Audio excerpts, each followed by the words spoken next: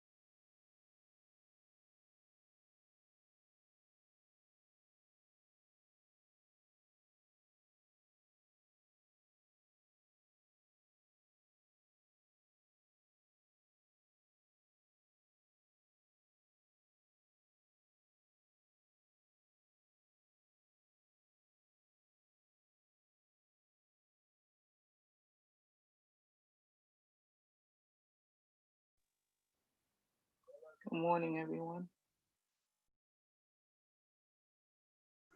Good morning, everyone. Good morning.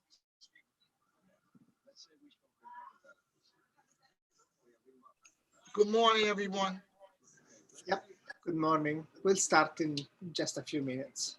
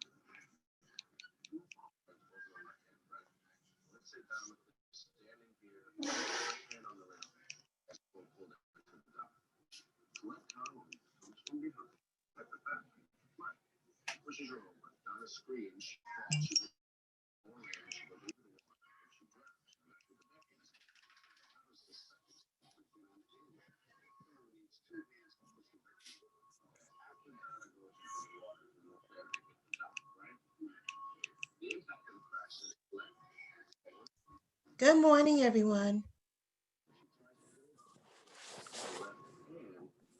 Good morning, Dr. Jackie. What it be like? Just came in from shoveling. Everybody's a essential worker, so I'm left to shovel. Yay!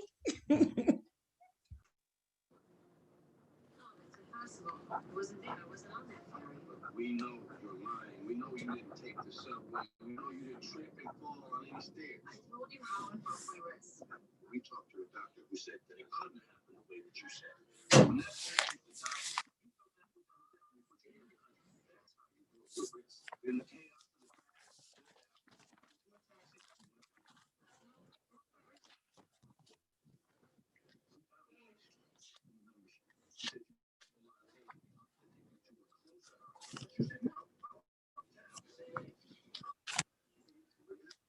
All right, everybody, we're going to start in just 1 minute.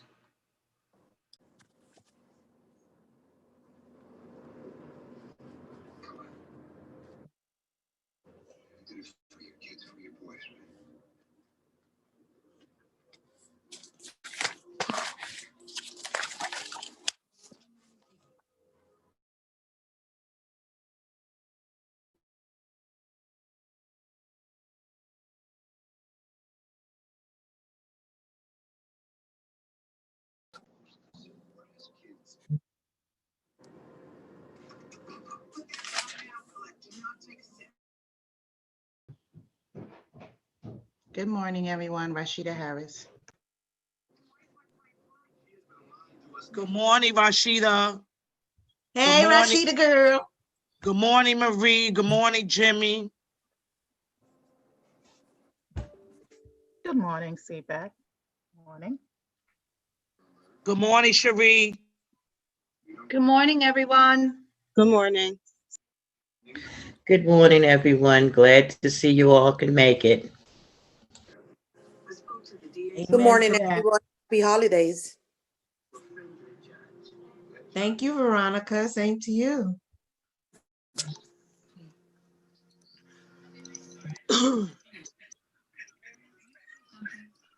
All right, everybody, let's start this meeting. Happy snow for everybody. Let's start with our roll call. Let me just get the document, just 1 second. So District 1, I'm here. Is District 2 here yet? Not yet. Mr. Susan. Jimmy, District 3, how are you, Jimmy? I'm okay.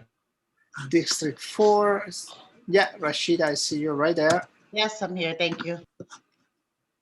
District 5, I don't think she's here yet. 6, don't see her. District 7,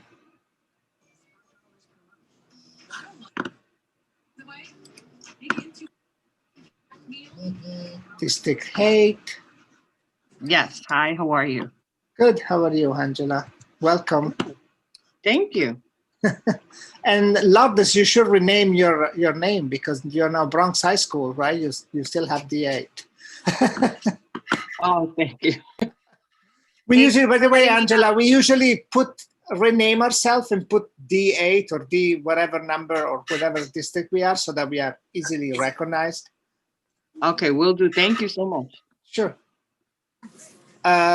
District 9, Robert is not here yet. 10, I don't see him yet. 11, 12, 13. I just keep going if I miss you. 14. If I don't say you're here, it means I don't see you. Katia, I think I saw you. District 15. Good morning, Marco. Yeah. Hello, how are you? Good, thank you. 16, don't see you yet. I'm here, Oh, Marco. you are. Oh, sorry. Oh, Marta, you are here, not Janice, right? Okay, that's fine. Janice is no longer on President's Council. Oh, cool. So we didn't know that. So you are now the rep? Yes. Cool. Nice to know. Well-known face. District 17, Veronica, I think I saw you before. What was I dreaming? The clock is here. Oh, there you are. Yes. Yes, I'm here. 17. Yeah. I see you now. Sorry. 18, 19, and 20. I don't see. I see Randy, 21. I see Sabina, 22. Good morning. I don't see 23. Matty, 24. I don't see her either. Francis from 25. No. Cecilia, 26. Hi, Marco. Hi, everyone. Good Hey, morning. how are you? Good. 27. Lisa, how are you? I'm okay. How are you? Good. Nice to see you here. We don't know you yet. This is your first meeting, right? Right. This is my first meeting, but I've been in the district 20 years, so I was there a few years ago. So I took a break. All I'm right. back. That's great. That's great. Cool. 28. Jessica, you're here, right? Yeah. Good morning. I saw you. Good morning. I'm here. 29. Cherie, I see Morning. you. I don't see 30. I don't see 31. I do see Jazzy from District 23. Good morning. Is Andrea here? I'm Is she here, 75? Marco. Oh, there you are. How are you doing? Hi, good morning. Then I see Cecilia, Brooklyn High Schools. I Good know morning, Marco. Lourdes is here from Bronx High School. Jackie from Manhattan High School. Good morning. Shirley, I think I saw her, right? From Queens High School. Yeah, there you are. And I don't see Aaron from Staten Island High School. No. And Marie, our parliamentarian, is here. Okay, we'll update. Staten Island is here. Oh, hey, Aaron, how are you doing? Oh, Good you morning. had like a weird name, D96. Yeah, I'm sorry. I'm going to change No, it. don't worry. It's okay. Good morning. That's why I This couldn't is- see you. Good morning, Marco. This is Francis from D25. Oh, hey, Francis. Cool. We'll update attendance as people arrive.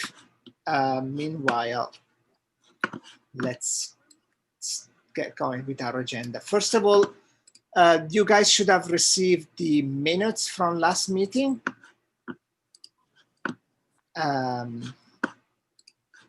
Is there any amendments that you want to make, or you not receive it? Let me know. I can email it to you right now. God bless Jessica. I mean, those are transcriptions. Very good, word for word. I applaud her. Marco, I didn't get it. Yeah, because you were not. We still had somebody else on the list. So let me email them to you right now. Thank you. Sure.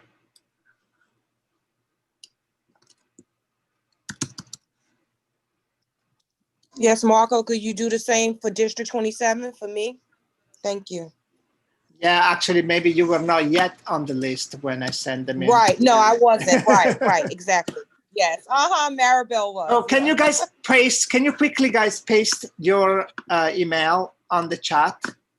Those who did not receive it, so that I can make sure to. I don't know. I might not know your latest email address, or I'm gonna take me a while to get it.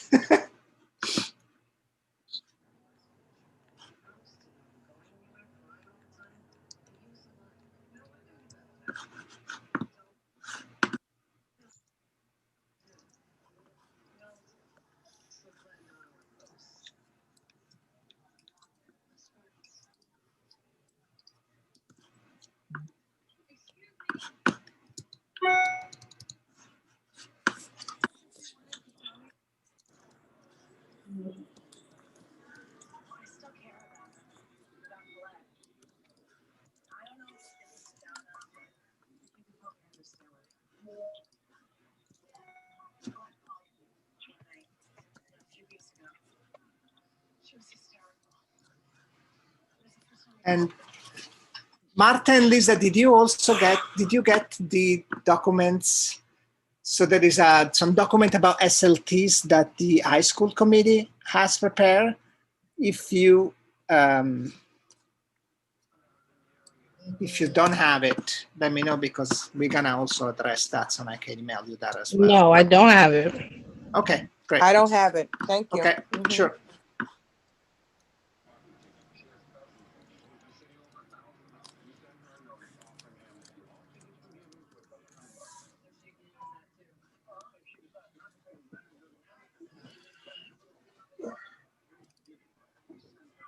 Just give me a second, guys. Sorry. That's fine. Take your time. I was speaking to him.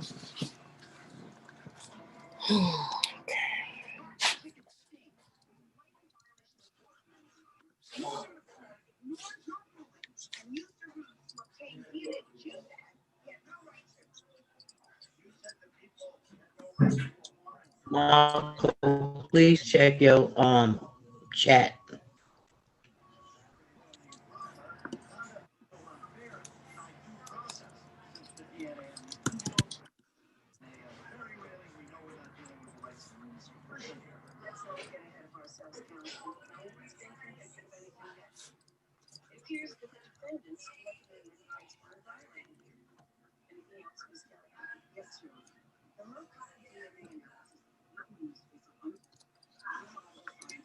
All right, so you got the email, so you will get them very soon.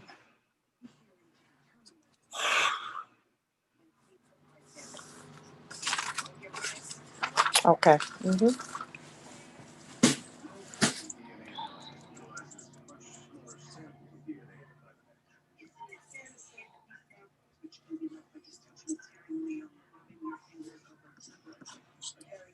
So let's just give a few minutes. Let's start maybe, see, so we sent, for those who already had received it earlier, the school committee did some good work on SLTs. The idea is that we wanted to approve or adopt these documents as CPAC documents. Is there anything that you guys would like to modify or comment, or you have questions of why something was put here, or like anything about those documents? Do you want me to share them momentarily on the screen so that we can, yeah, so let's do that. Just give me a moment that I need to find. Hey, Mom. I'm on a Zoom, sorry. Shh. Can I leave and just do on my work? No, stay there. Can I ask that you mute? You're not speaking. Yes. Yes. Yes. Marco, before we begin, can you please let Marie do the house you know, the code of conduct and what's going to take place? Sure, go ahead, Marie. Okay, so I thought it would be just clear. So good morning, everyone. So just some quick housekeeping. Some of you may already do know um, what we have said, just some standing meeting rules and procedures. So being virtual, and even if we were in person, of course, that as voting members, you actually get to speak first, but we'll ask you to raise your hand and then to actually speak until acknowledged by the co-chairs. And I'll be assisting them with monitoring the meeting. And in addition to that, not to speak over each other, so one at a time. And there may be time you may need to add things in the chat, and that's what we'll follow, just to maintain that order. And of course, remain muted unless you're speaking, of course.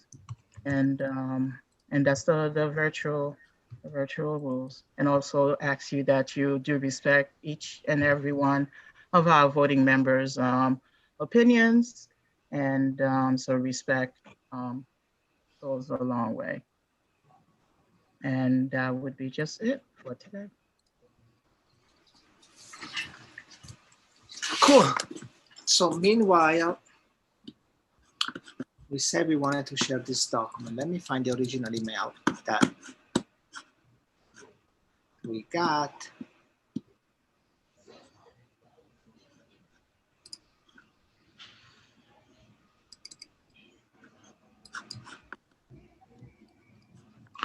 Oh,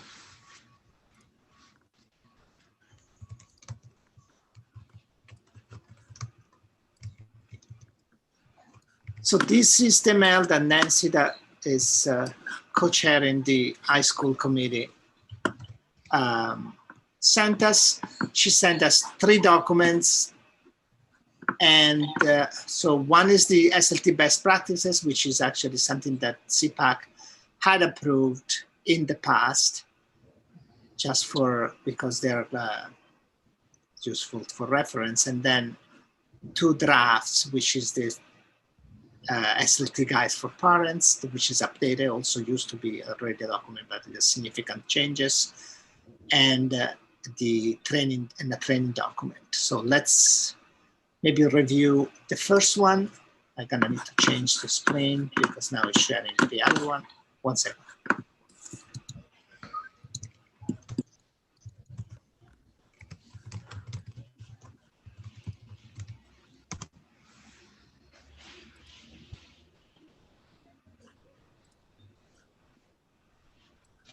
Can you guys see it? Is this too small? It's fine. Thank you. Sometimes when, so I mean, we don't necessarily want to go through the whole document right now, but mostly the idea is that we adopt these documents as officially CPAC documents, but there might be questions or issues or suggestions.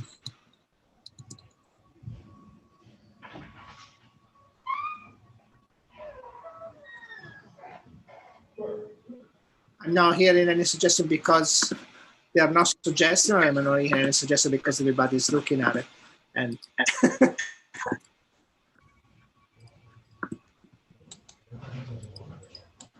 Looking at it. okay. So let me put it back on the screen for those who don't have it. So we also, by the way, we have Marie and Lourdes are monitoring the YouTube chat. The meeting is streamed on YouTube. So they are monitoring the YouTube chat in case there are questions or things that should be brought to the meeting from YouTube.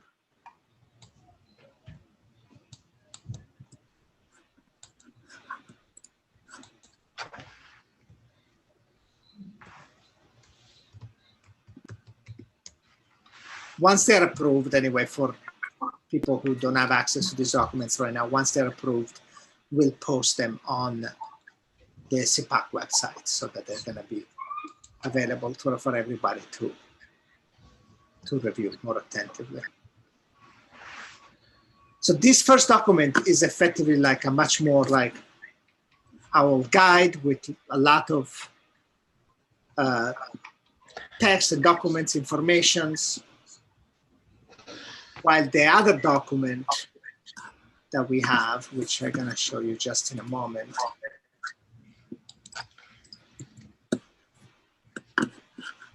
is, one second, I need to find it again.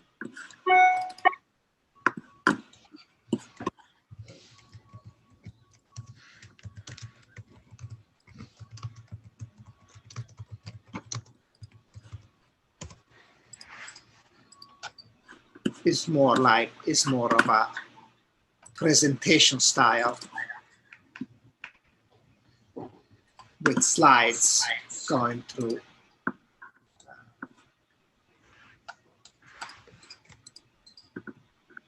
of the various aspects, like basic information, and then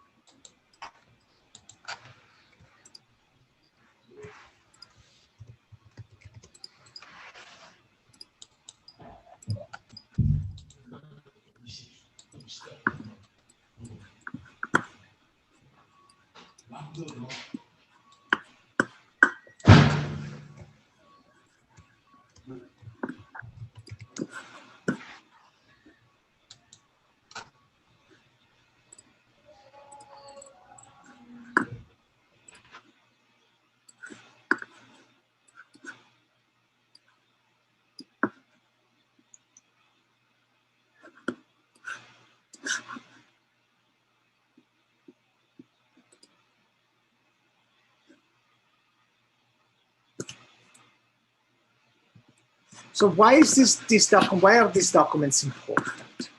These documents are important because the SLT is the most basic information.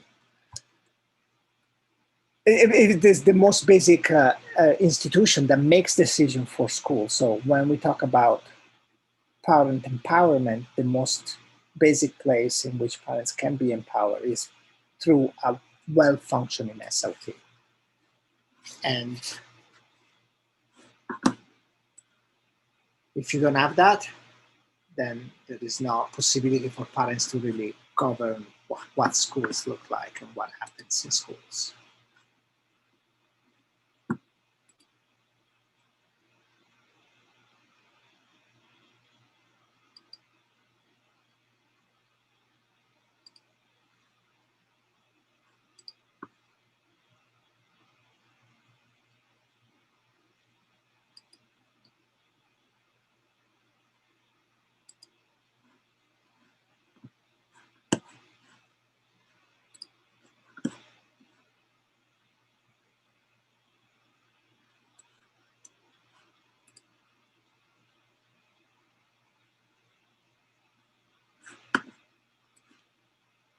Okay, so I see no hands raised. I hear nobody. So I guess do we want to put it on a vote to adopt them? We can certainly do that. Is there a motion to adopt these documents as official CPAC documents?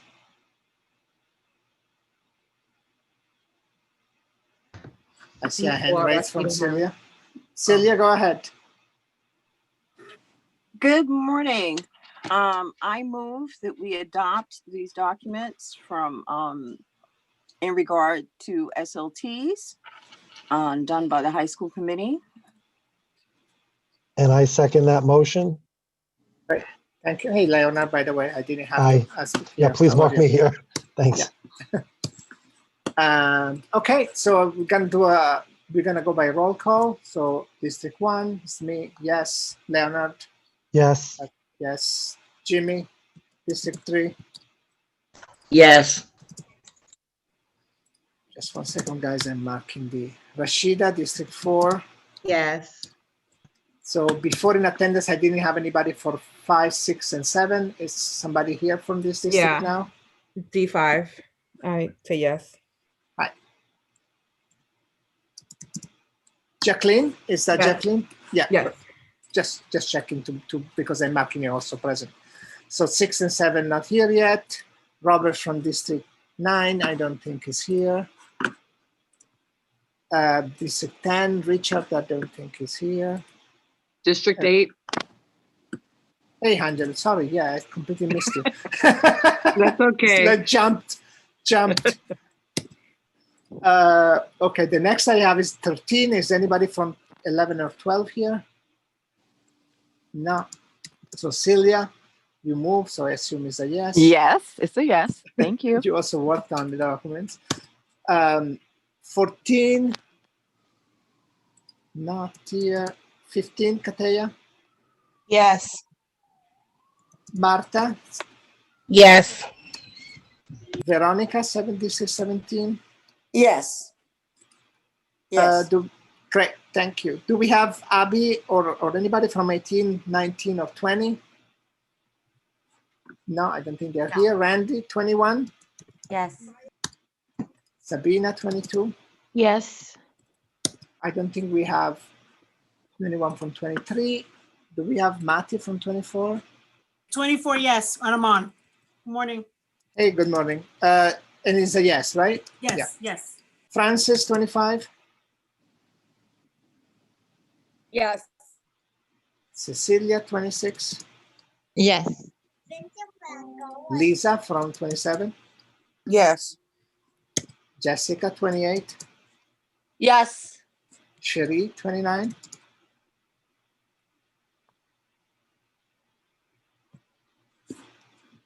She was here, and I have lost the connection.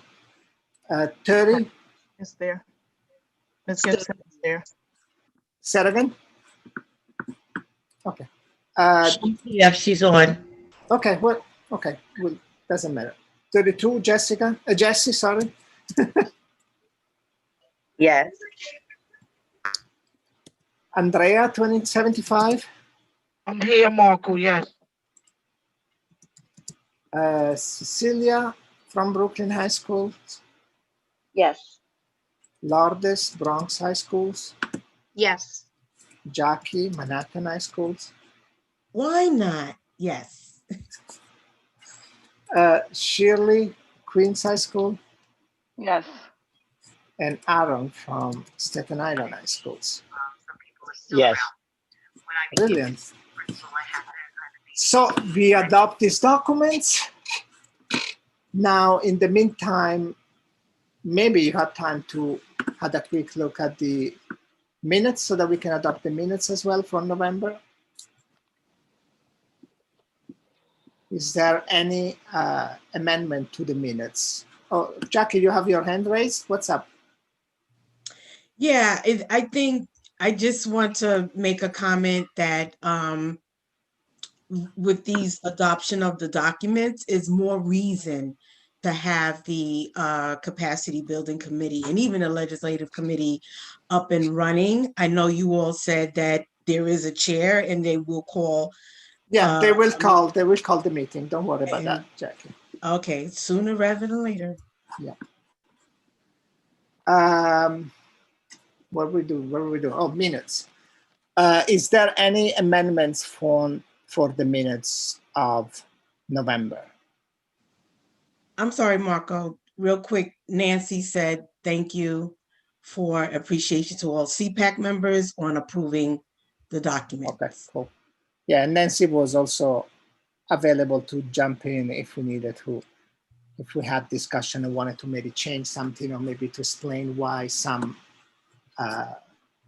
language was phrased in a certain way, but doesn't look like we needed that. So we are always grateful to her. Okay, so I don't hear any amendments for the minutes, so we can adopt the minutes as they are, as they were sent to you. and we can move on with our meeting. So the idea, Marco? guys, yeah, We talking about the November minutes, right? correct. Okay, I just want to mention, I saw a typo, I believe. All The right, let's first par- correct it. Hold on, Oh. let me open them up on my screen so that we can Thank fix it. Which page are they? Which page first is the page. typo? First page, first paragraph. Towards the end, like third sentence up. There You is a see the double A. beginning. Yeah. Yeah. And I have a Probably actually question. it's supposed to be at Yeah, I 10:15 figured that. a.m. Yeah. I have a question. Do we need to update the CPAC letterhead? Not yet. We will update it once. Okay, Martha is not the second week. Oh, vice you're chair right. anymore. You're right. Because you're right. We do need to update it. Thank you.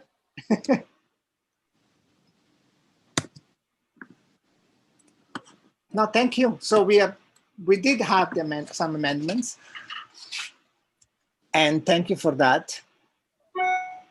And if there are no more, we can adopt the minutes. Cool. All right, so minutes are adopted. We would like to have a go around from the district, each district kind of telling us what's going on in your district, what is the things that you are concerned about, what the things that you are happy about, or anything that you want to report coming from the families in your district. Just we do it out of order, so just raise your hand, whoever wants to say something, and we go on. Not everybody at once. What was the question? It's not really a question. The idea is to report on concerns or issues that you want to raise from your district, or things that are going great in your district. Just a little report district by district. And I see Leonard raised his hand. So Leonard, go ahead, District 2. So there are two issues. One is people in our district really want to know what they can do to help out the kids that don't have any laptops and technology. So that's something that many people have mentioned to me, because we know the number that's been quoted of 60,000 students. And to me, that's absolutely outrageous. I hope that's not the same number as of today. But I do live in what might be considered a fairly affluent district, and a lot of our parents really want to know if they can donate, if they can contribute, what they can do in terms of partnering with different groups to get people the kids' laptops, especially those who are in non-traditional housing or in those types of environments. So that's one issue. And the other issue is there's still that complete uncertainty about admissions, which is driving people crazy, especially in who have middle school students and elementary school students who are looking to go to middle school. We just don't have the guidance yet in terms of what that's going to look like. And I know in my district, I don't know if I mentioned these numbers before, but we're losing, I've been told we've lost as many as 50 to 100 families per school. And that's a lot of people that are just showing a lack of confidence in our city. And I'm hearing it again and again that a lot of it has to do with the uncertainty in terms of knowing what's happening and what next year is going to look like and what the plan is. So that's just those are just two of the issues in our district that are really hot issue topics right now. Thank you. Okay, thank you, Leonard. Matty, 24.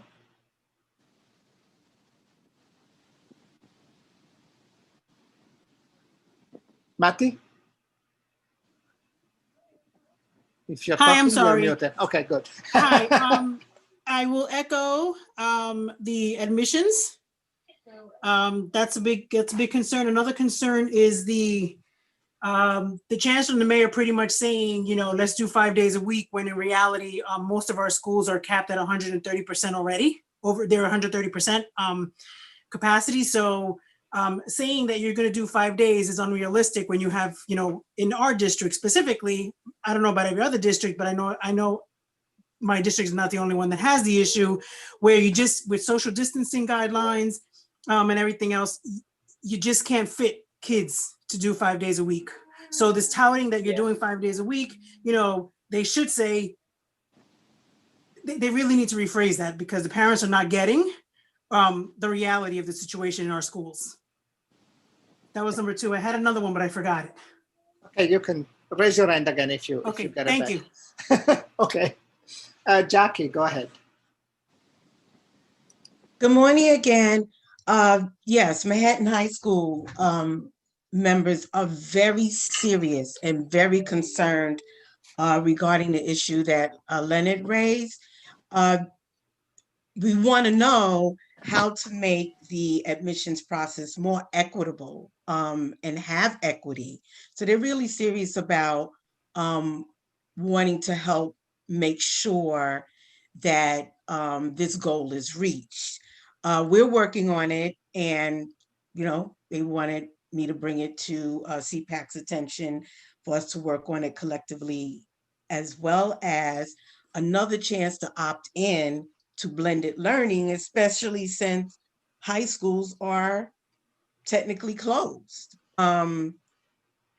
The buildings are closed, and we need another opportunity to opt into blended, at least in February. And also the request to present on how CPAC's voices and parent leaders' voices can be in Central, more effective, and right with Central at the decision-making table before decisions are brought to us. We want to be able to present that, have an opportunity for members to discuss and hear, and then move on from there, but at least an opportunity. Jackie, if you refer to your documents, if you remember, CPAC said that we were not going to present those documents and those proposals.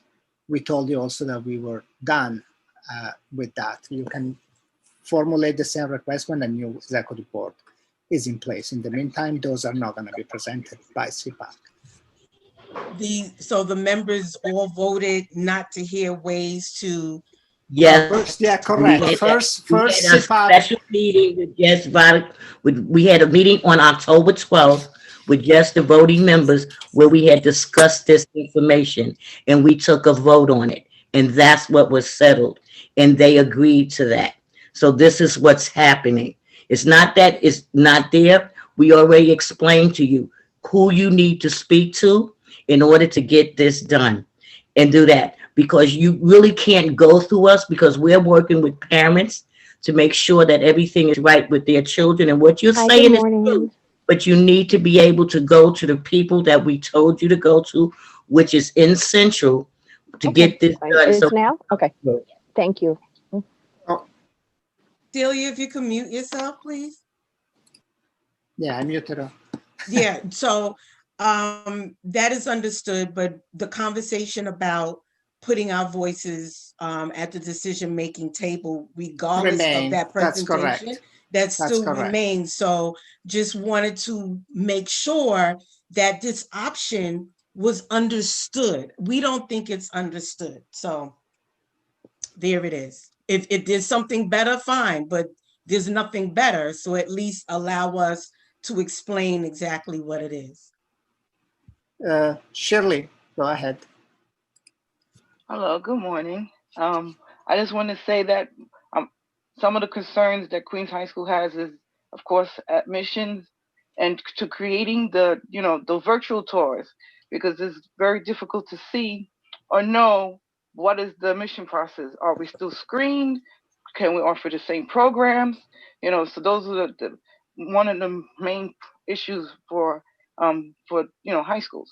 Also, second half, what is going to look like? Usually the second half of the year is a lot of testings. Well, how's that going to look like? Are we going to stay completely remote? Or are we going to be in the buildings?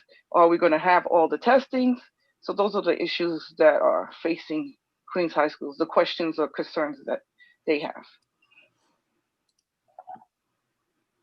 Cool. Thank you. Cecilia, Brooklyn High School. Yes, sir. Good morning, Marco. I definitely echo about the testing and the admission placement for middle school, high schoolers, or even in the elementary school level for whatever special programs they have, gifted, talented, or what have you. But I also want to mention again, the DOE once again failed to communicate effectively. It's almost like they always just randomly came up with something and they didn't explain to the parents or the parent leaders correctly as to whatever they communicated actually means. This 5 days a week, fine, but what exactly it is. Just like the meeting we had with the chancellor, I said to him that the DOE doesn't communicate correctly, and then it became that it creates a lot of anger and confusion. I just want to mention that last time when we were at the meeting with him, I know I continue and I want to apologize, but I did watch the time. I was actually really surprised that we went through so many questions right on time, and we even had extra time to talk about some other questions aside from the district, the like 12 or whatever number we had. But DOE definitely doesn't do a good job at all about communication and just, as I said, create anger and confusion. So thank you. Thank you. District 6, I didn't have you as present. Also, possibly there have been new elections.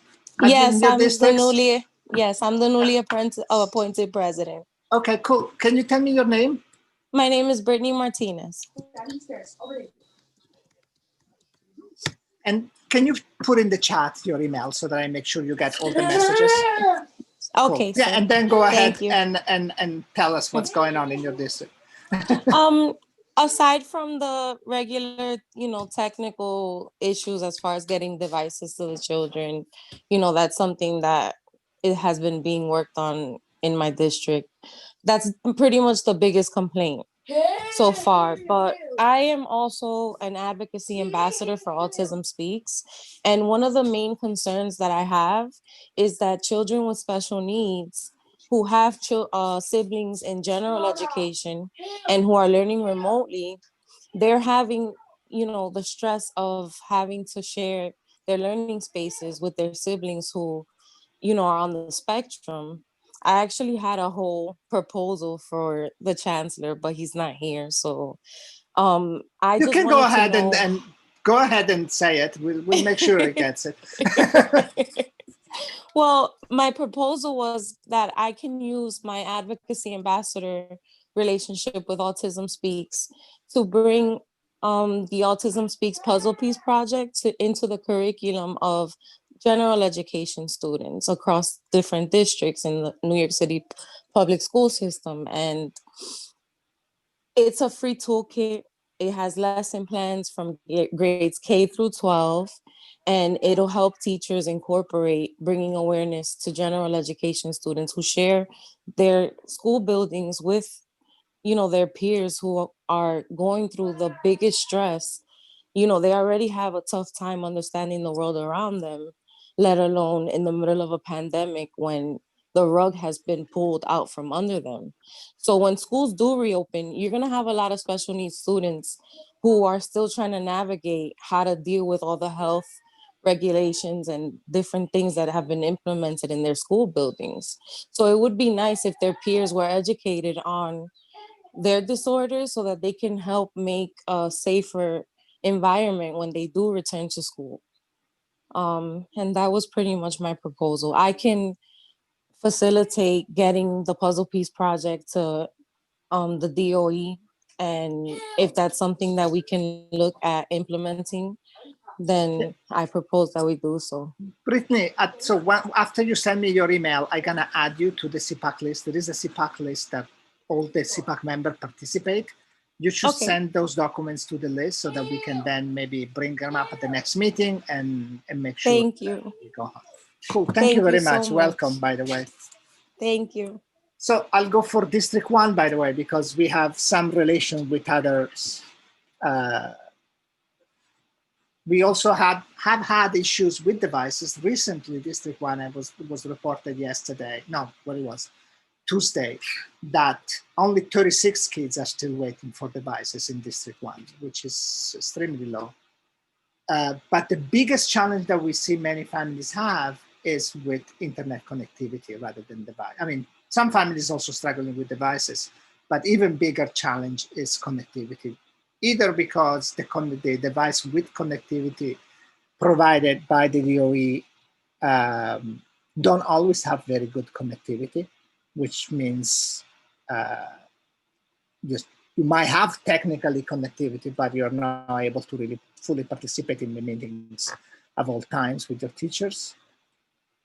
And just families that maybe do have devices, but have their internet is either super slow in a way that once maybe more than one kid is trying to connect to the classroom, things crawl to a halt, or because they just don't have it. And it would be great if CPAC was able to figure out some advocacy that we can do to help both for devices and for connectivity. Maybe we can discuss this after we go around. It looks like it's a common theme anyway. And I know it's a theme throughout the city.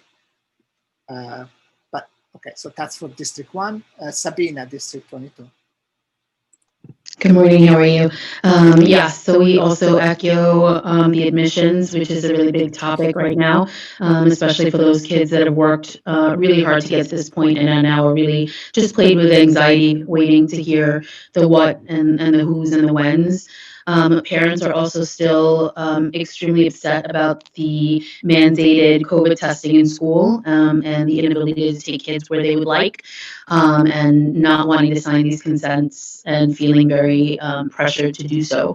And in terms of our PAs, the PAs are still, even with schools that are closed, really trying to make sure that some of the basic needs are being met for a lot of our families with food insecurities, and devices obviously are always on the forefront, but really just making sure that some of the basic needs of our schools and our school communities and our children are still being met, especially now that it's colder, and for families who are still in shelters and so forth. So our PAs are still working really hard to make sure that our communities are taken care of. Those are some of the things on D22. Thank you, Sabina. Go ahead, Shirley. Okay, thank you. I remember one more thing that hasn't been mentioned from the other districts. A lot of the schools, because of remote learning, the screen time for the students have increased tremendously, along with the parents. So a lot of the parents, well, not a lot, most of the parents, the teachers, and the students want the breaks to be just breaks. So some schools have decided that they will not assign heavy project duties, heavy assignments during the breaks, so they can give them a break from the screen time, or so the students can have a break from the computers. Cool. Thank you. I'll go next. D3.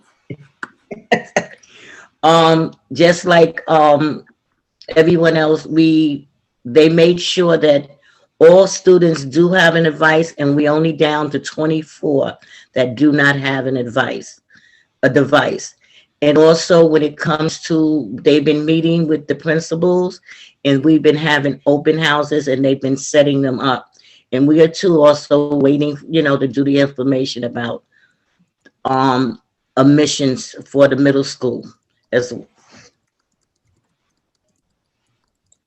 Cool. Thank you, Jimmy. And I see Cecilia with her hand raised. Cecilia, 26? Oh, yeah. Yeah. Okay. I think, and I know I say it every time, but I just want to keep saying it until it happens. Admissions is like a big concern for our families. It's a priority, and families in our districts are always very focused on, like which school the kids are going, and we still get a lot of questions about what's going to happen and whether, if it's going to be, how the process is going to change given the circumstances. And since I have a lot of, like, I also wanted to mention, it did come up in President Council that when, I don't know if we're planning a CPAC proposing changes in the Chancellor's regulations, but if the meetings, I know that now we can have virtual meetings, obviously, but if that can stay even after the pandemic, if we can start thinking about that, a letter or something asking that stays in the Chancellor's regulation, because we do really have a lot more response in PTA meetings, a lot more parents attend, and it increases participation. So I think it would be a good thing to keep. That's it. Thank you. Cool. Yeah, great. Thank you, Cecilia. Sherry, 29. Hi, good morning, all. District 29, excuse me, sorry. We were having similar issues with a lot of our students still not having technology. So I'm happy to say that we were over 2,000 students in our district did not have, and significantly have dropped over the past couple of weeks with deliveries. So we're now just under 500 students, but it's still 500 too many that are without devices. So, and if our district is having it, I'm sure others have similar situations. So definitely having us advocating more that technology has to be in our students' hands, especially beginning in January, since we're all supposed to be, be caught up and on page at that point, moving forward toward the end of the year. Then the other part that for D29, we've continued to have discussions in our council and our community around enhancing remote learning. So I would just like to put forth to CPAC is we had our meeting with the Chancellor on Monday. There were things that he stated he would move on or love to have further discussion with us. So when are we as the CPAC going to continue the work started in that meeting where there are things that specifically asked of us to come back with stuff to talk about, to plans that we should be reaching out to our districts to talk about these things, to come back with our district proposals. Thanks.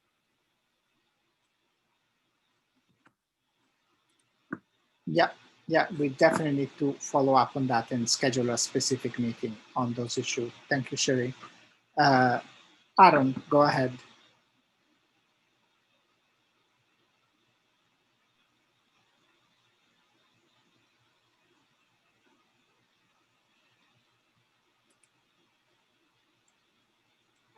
Aaron, this Staten Island High School.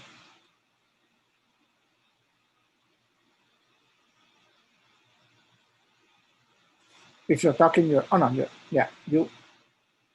you're not muted now. You should be able to talk.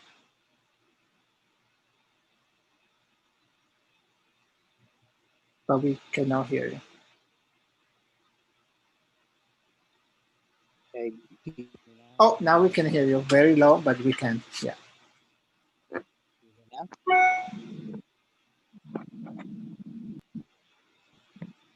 Is this any better? Yeah, this is great. Okay. Just off topic for 1 second. I do apologize.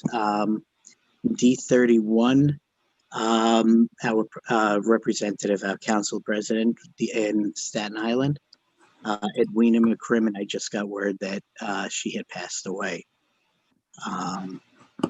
So some sad news for us in Staten Island and for our team here in CPAC.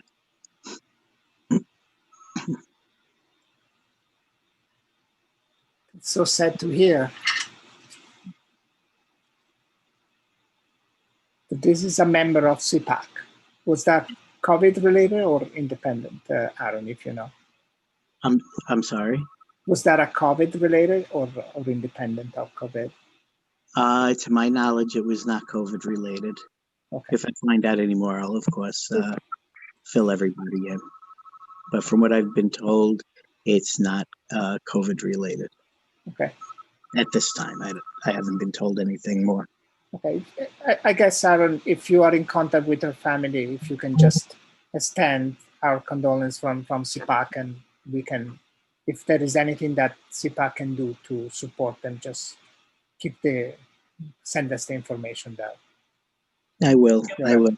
Thank you so much. Can we take a moment of silence for this because we're hearing it? Yes, let's do that.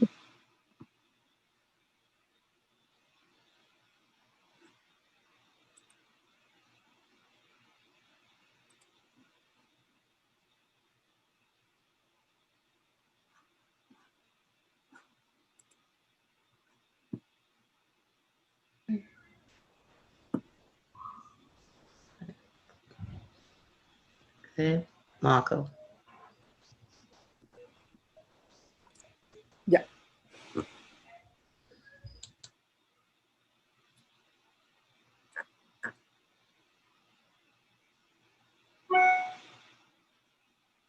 Okay, So Marco. I'm thinking of, yeah, go ahead, Jimmy. I was gonna say, go ahead with the meeting. Go ahead. Yeah, I'm just thinking the best way to honor the parents is to try to make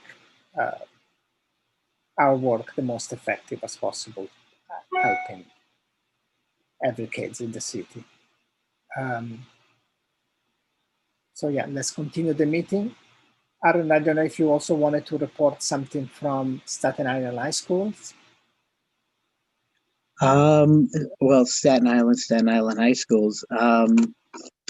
Right now we're good. Our biggest issues, again, are devices. We're still short a lot of devices. And we also have, we have our fair share of parents that don't like and have issues with the signing the consent form for the testing. Don't have a problem with testing, just have a problem with signing the consent form. And they're willing to be tested, but they want to either be there or be able to take them to their own physician. So that's really what's going on here in Staten Island, you know. Thank you, Aaron. Thank you. And thank you, everybody.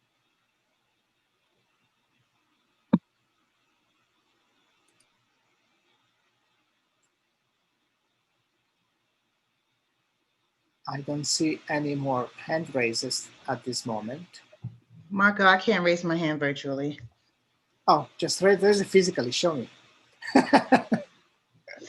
Hi, good morning, everyone. Rashida Harris here, representing District 4 East Harlem. And, you know, echoing off of everyone else, the devices are one of the main concerns in our district. You know, our current number for devices needed is about 1,300 devices needed, but this also is a part of the device request. And as we continue to remind folks that device request does not necessarily equate to a child without a device, right? So we're trying to firm up those numbers to see the request versus a child without a device, because a lot of our families do have devices, but they just need a new one. And we've been working on that. Majority of our schools in District 4 completed their PA and PTA elections. We actually had a couple this week and finishing off today.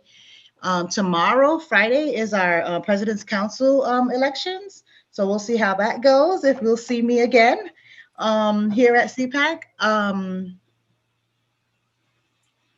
But regardless of what, I'm always going to be here. I'm not going anywhere because we really want to work together with our President's Council and our CEC members to work with the schools, with the PAs, PTAs, and the parent coordinators, principals, to really just bog down how we can get the device, like children who do not have devices, how we can get it to the children. You know, like Leonard said, it's folks want to try and help, but don't really know how. So we really need to figure out a way here at CPAC, if we can, the best way the folks who want to help can help, right? Removing all of the barriers that that they may be facing with DOE and legalities and all of that. Elections, it was something else, but I think that's it for now. Thank you very much. Well, thank you, Rashida. Jessica. Sorry. Hi, everyone. I actually had just wanted to bring to everybody's attention, and just so you're aware that the situation room and sort of how it works with the class closures. So I'm not quite sure if everybody's had a chance to sort of get that, or if you get the emails from the schools, if it happens within your school. But it does seem to be a little bit of a lag. But sometimes it's to the exposure to the time that you get the letter. But the one thing that I noticed in the letter is that we should, and I think that this may go, I have to figure out who to ask about this, but the letter should actually specify what quarantine means, because the letter that we received, which I believe is like a basic letter, just needs a little bit of a help for parents to understand what quarantine means, because it's a little vague in the standard letter that is sent out, the template letter. So it's just a little bit of a different concern, but just so everybody's aware that, the situation seems to be working, and just to remind everybody to make sure you're signed up and that you get the notifications from your school. I also got a lesson on what it means to be a linked and an unlinked case. So just as you may just want to look into that a little bit better just to understand it. So it's funny to call it the situation room, but with some class closures that I've seen, and just some information I've received, just want to bring that to everybody's attention. Just a little bit of a different subject. No, okay. So basically, you're telling us your school experienced some cases and was just maybe explain it so people can hear like what the experience from that perspective. I think is useful to understand it, how things have evolved and everything. Go ahead. Sure. So in regards to the communication, which I actually thought was pretty good, because we do have the use of Remind. I'm just not quite sure if all the schools have the same communication tools. It is left up to the school to sort of communicate to the parents, but we evidently did have one case, and then that escalated to a second case. But because they were linked, it doesn't mean that a school is closed. It meant that just there were classroom closures, but not the overall school closure. So just so everybody's, and then in the situation room emails that I receive now, it sort of updates you with either new cases or confirmed cases. But I know that I was hearing that if you got 2 cases, the school was closed, but they have to be unlinked cases. So it has to be like 2 separate people that get it, that get COVID or get tested positive. And then they believe that they would shut down the school. If they are linked cases, that is not necessarily the case. They could just close classrooms. I also find that the DOE map is actually pretty helpful to help you understand as to the class closures and what's been closed. So just keep that in mind, that we should be telling our parents that they can definitely look at that if they have any questions. But the letter itself that you received from like the principal is great, but I was definitely worried about a little bit about how that gets translated into another language, and hopefully the parents that don't necessarily speak English understand what that letter means. So that, I had a little bit of a concern with that. So and then the next thing is that then you're contacted by Test and Trace, and you get to have a conversation with them, and they check in on like the child's symptoms, but they are doing a pretty good job, and that kind of stuff. So just be on the lookout. And I think once you get the letter, it sort of puts things in perspective. And I know that this is only for a small amount of children at the moment, but it could have a larger impact if the middle school and high schools do get to go back to school. Thank you.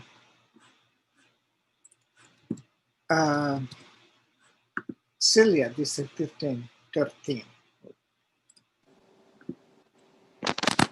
Thank you, Marco. In 13, I think one of the big concerns is when will the middle schools and high schools reopen? Well, we only have one high school under the superintendent, but when will it reopen? Parents really want to know that. They also need to know about what's going on or what's going to happen with admissions for next year, especially for the kids that are moving from the elementaries into the middle schools. We already started having the virtual middle school tours. So hopefully that's helpful to parents, but I always think like going into a building is very different than what you know, see on paper because everybody puts forward their best foot on paper or virtually, so to speak. So I think finding the best fit hopefully is going to happen when the middle schools at least reopen so that the parents can see how the buildings are run and if it's a fit for their child or not. The other thing is we're catching up in devices as well, but we still got a significant gap. And I think, you know, there's also the other issue of there are some parents with multiple kids who the children are sharing one device. They haven't necessarily requested it. It may be that the parent didn't request a second device from the other school, or it may be that they don't know how to request the second device from the other school. But it is happening, and it does, you know, restrict how much either of the kids can do. Because if you're sharing one device, and you know, you're supposed to be really in school at the same time, basically. So it becomes difficult. But that's basically it for District 13. Thank you, Sylvia. You're welcome. Sabina, go ahead.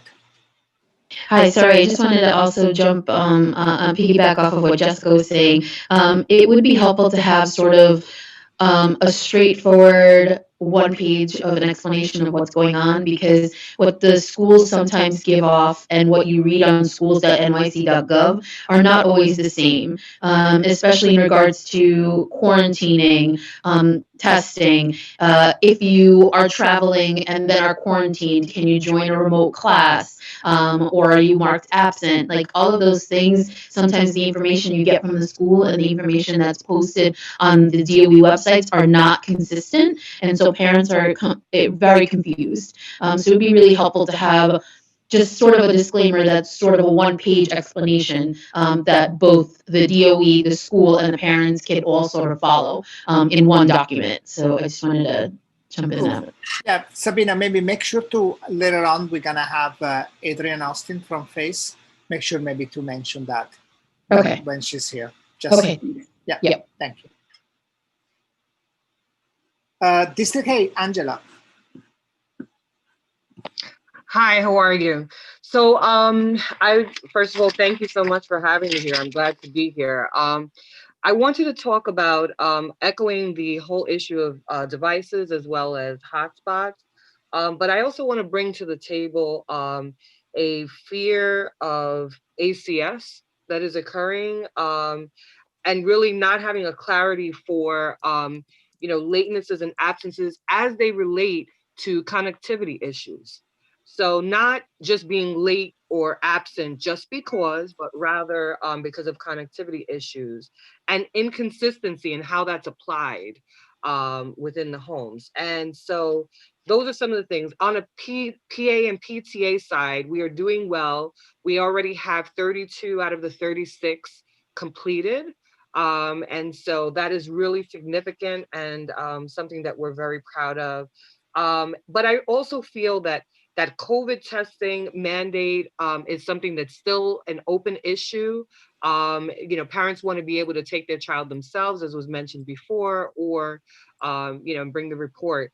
And really a real clarity on these cases. I think that we really need to have a whole document that is dedicated to the testing, what it means, quarantine, et cetera. I think a letter needs to go out that's clear because we've been given inconsistent positions throughout this whole process. So those are some of the things that are going on in District 8. Thank you so much. Thank you. Thank you. By the way, guys, I started late. I was trying to keep a tally on the common issue or the issues that seems to be, anyway, even if maybe only one person had mentioned it, seem to be valid for pretty much any district. I have device and internet connectivity, info about admission, enhanced remote learning, consent forms, And now I just added fear of ACS in relation to absences due to devices or connectivity malfunction. I know I missed a couple of things. Can you fill me in just so that we have a good list of the issue that we feel are communications? Cecilia, you say communication exactly in which context? I see you typed it in the chat. Maybe it was nothing to do with it. Go ahead, Jackie.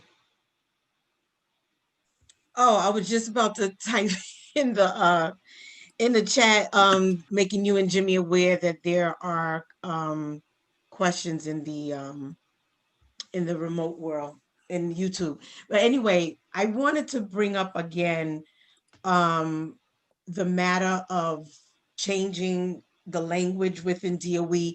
We're not printing millions of copies of paper and whatnot. So now is the time to change language, whether it be in the chancellor's regulations or in general.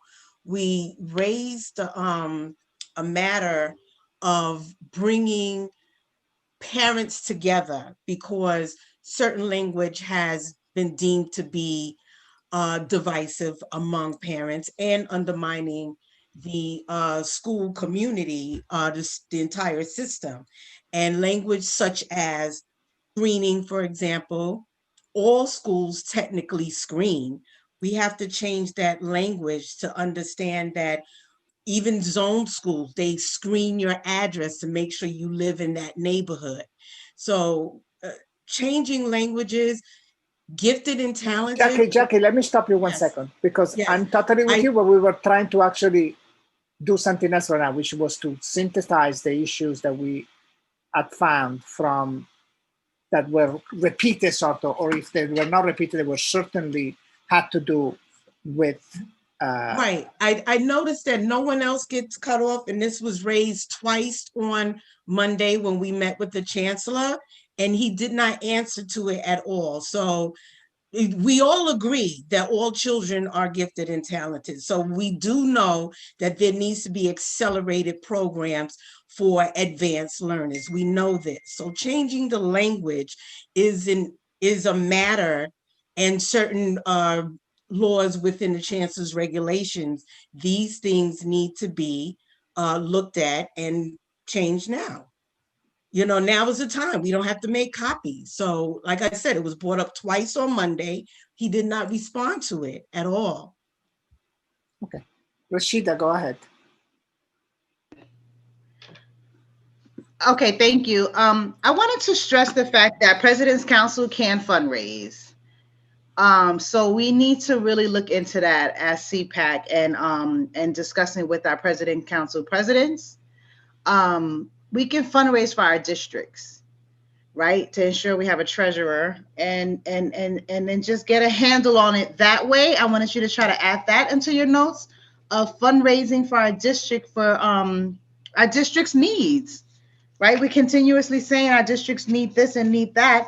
And so let's see how we can fundraise to provide these things for our community. Right. I would like to add, Rashida, that besides the potential complications that if you never fundraise in your district as president council, you will need to like do a lot of paperwork to be able to start doing that. In my district, for example, sometimes this president council simply coordinated events that all the school participated in. It wasn't effective. Technically, it was not the president council fundraising, but the school collaborated within one single fundraiser, and then technicality of like how the money was handled by these individual PAs, but effectively it was a district-wide fundraiser. So that is also like an easier issue if you need to. And we are actually talking about we're right now talking about in District 1 about creating some sort of like parent-to-parent support for devices and internet connectivity, also as a president council. So it's not fundraiser, but also like a district-wide activity that will help parents. Cool, thank you, Rashida. Celia? Oh no, Andrea, sorry, Celia. Andrea raised her hand first. Hi, good morning, everyone. I just wanted to give the district update for D75. Thank you. Yeah. So there's a few updates. A lot of the parents' concerns is in regards to the COVID testing within the schools, the weekly testing.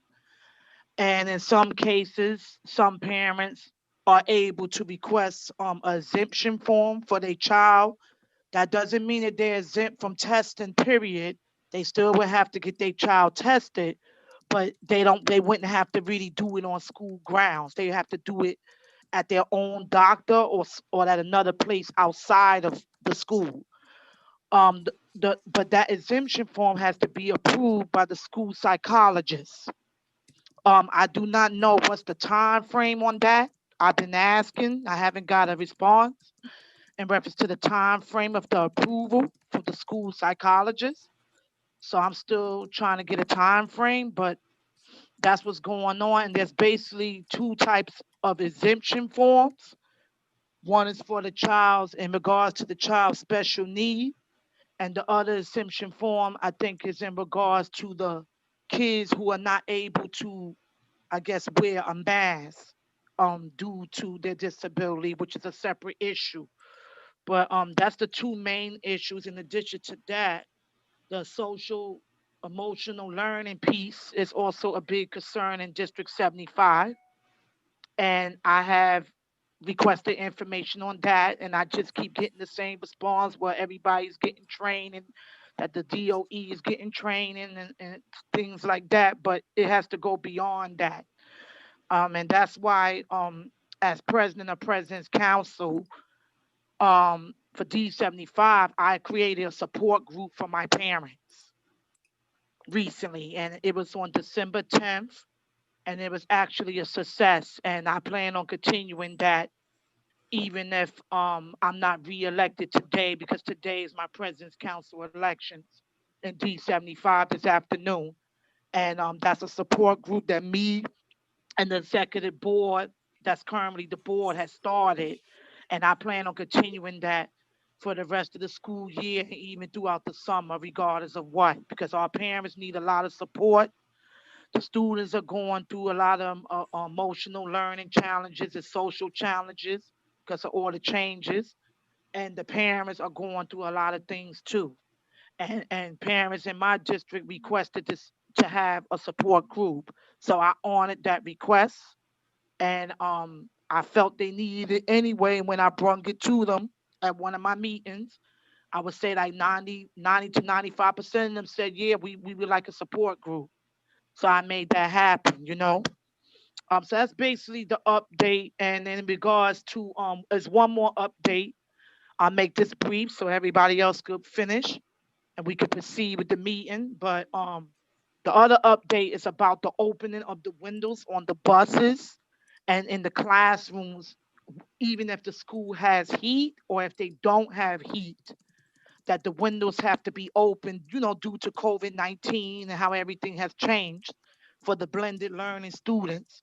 Some some some staff and parents are reporting that some of the schools don't even have heat and the windows are still being open in some cases. So that was one of the concerns. And the busing, the same concern with some of the parents. The windows are open, I know, in my daughter's school in the bus, but they have a lot of heat though, and they said they crack it very little. So um so the parents are asked to call 311, and I believe the staff is asked to go to OSHA to report that, just to let everyone know in case someone else is experiencing those problems in their school. And that's about it. And Andrea, just to understand, so were the school cold because the windows open, or they were cold because there was no heat at all? in some cases the building ain't have heat at all, and they still have to crack the windows because of COVID-19. Holy crap. Okay. At some places they have heat, but they still crack it. Right. No. I've heard of that issue. I've heard of the issue of schools. They need to keep the windows open, or at least like there are specifications.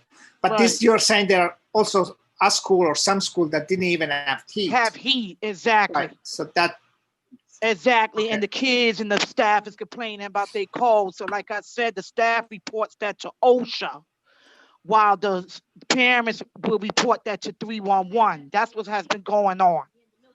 So I just wanted to bring that out there because other schools may be having that problem with the blended learning. Okay, so thank you everyone, and let's continue on. Yeah, thank you, Andrea. Celia, go ahead. Thank you. I just wanted to piggyback a little on what Rashida had said um, in regard to, oh God, trying to remember my train of thought here. Treasurers and President's Council and fundraising. And I've noticed that there's a trend recently for on the election notices that goes out that says that President's Councils are formed as long as they have a president and a recording secretary. Yes, they are formed if they have a president and a recording secretary, but if your bylaws, if you have a bank account, you do need to have, it continues to say, if you have a bank account, you must have a treasurer. Brooklyn High Schools, I know, is one of those that has a bank account. So they do have a treasurer. But if whatever is reflected in your bylaws that you can have, officers that you can have, you should try to do that. The regulation is talking about if you cannot meet that and about if they just don't want you to cease to exist. So you must at least have the president and the recording secretary. It does not say that if you can get the people that are in your bylaws, because each individual bylaw is different. Some people only have 3, some people have 6, that you shouldn't try to get the number of officers that are in your bylaws. So I think everybody needs to look at their bylaws for their president's council and try to do that. Plus, treasurers go towards independence. You'll never be able to get a bank account if you don't have a treasurer. That's just how it goes. The regulation specifies that.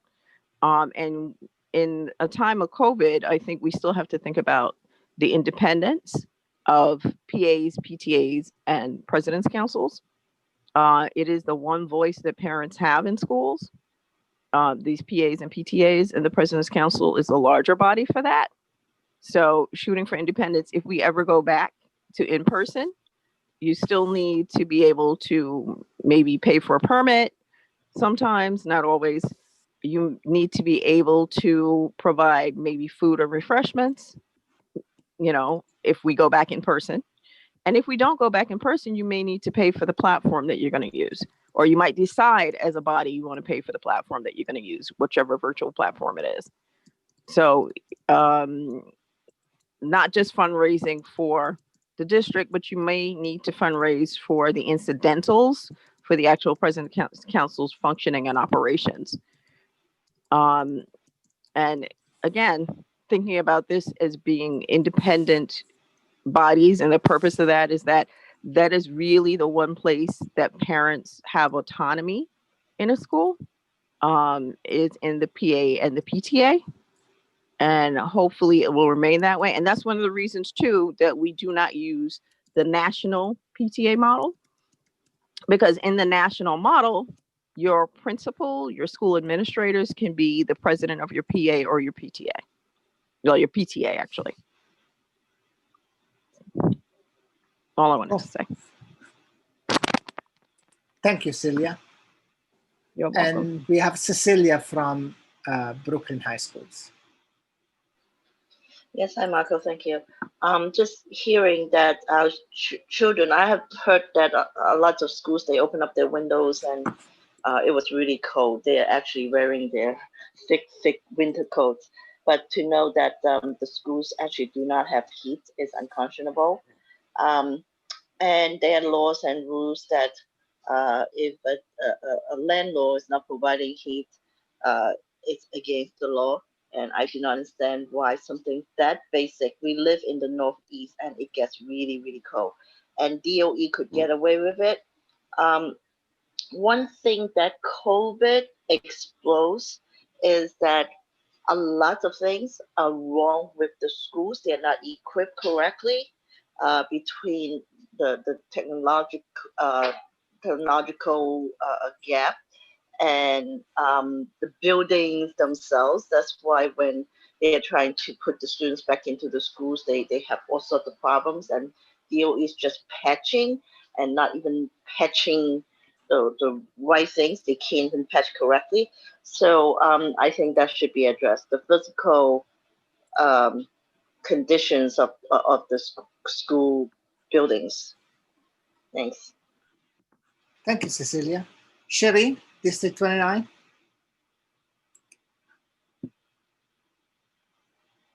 Hi, sorry. I just wanted to comment to what Celia said about the National PTA, because she said it on Monday.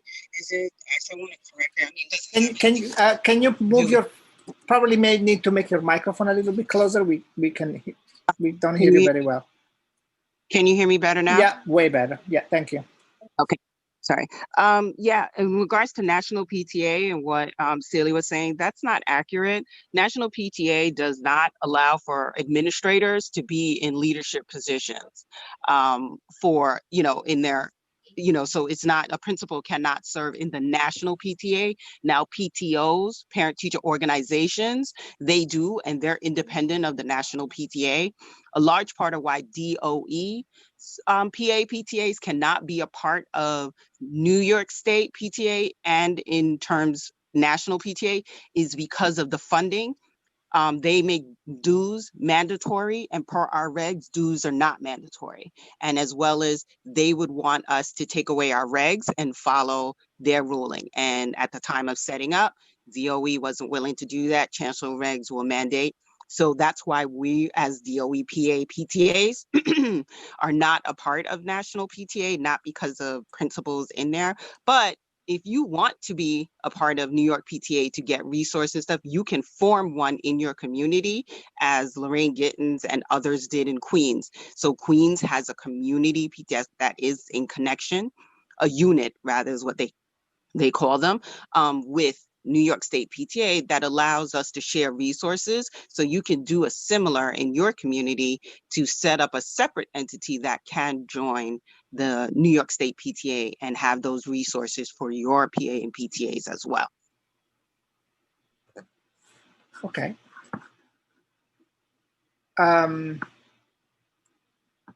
So let's go back and try to, Randy, why don't you go ahead and, I see you pasted something. Why don't you just go ahead and Okay. I was saying us. the DOE, sorry, the DOE said that the PTAs have access to these free Zoom accounts, but we need our email accounts, our DOE email accounts set up. So they've been resetting these passwords and parents still don't have access to them. So without that, they can't empower and engage their parents without these Zoom accounts unless they're paying for them. And we all know that not all PTAs are created equal. So some have more money than others and are able to do this. And with the budget cuts in the schools, we're trying to help our schools with the funds that they need. Also, we're able to set up PayPal accounts. But in order to set up your PayPal account, you need to set it up through your DOE email and link it to your PTA bank account. So without this DOE email, it's like holding everyone back from getting everything that they need to get done. By the way, I do have a contact person at PayPal that is willing to set up all the PayPal accounts for all the PA PTAs. And she actually walks you through it because it is like a little bit where you don't know if you should have a personal or a business and you don't know if you have your name attached to it. So she walks you through everything and helps you. And there are fees involved and there's no way of getting out of those fees. Okay, that was going to be my thing. Can she waive the fees? Because unfortunately, the fees can't be waived. I know it's a 2.9% plus 30% if you use the link. It's plus 30 cents, not 30%. I mean 2.9% plus 30 cents in each transaction if you use the link. If you use a QR code, it's 1.9% plus 10 cents a transaction. And if you use a card reader, it's 2.7% plus 10 cents each transaction. But there's no way to avoid those fees.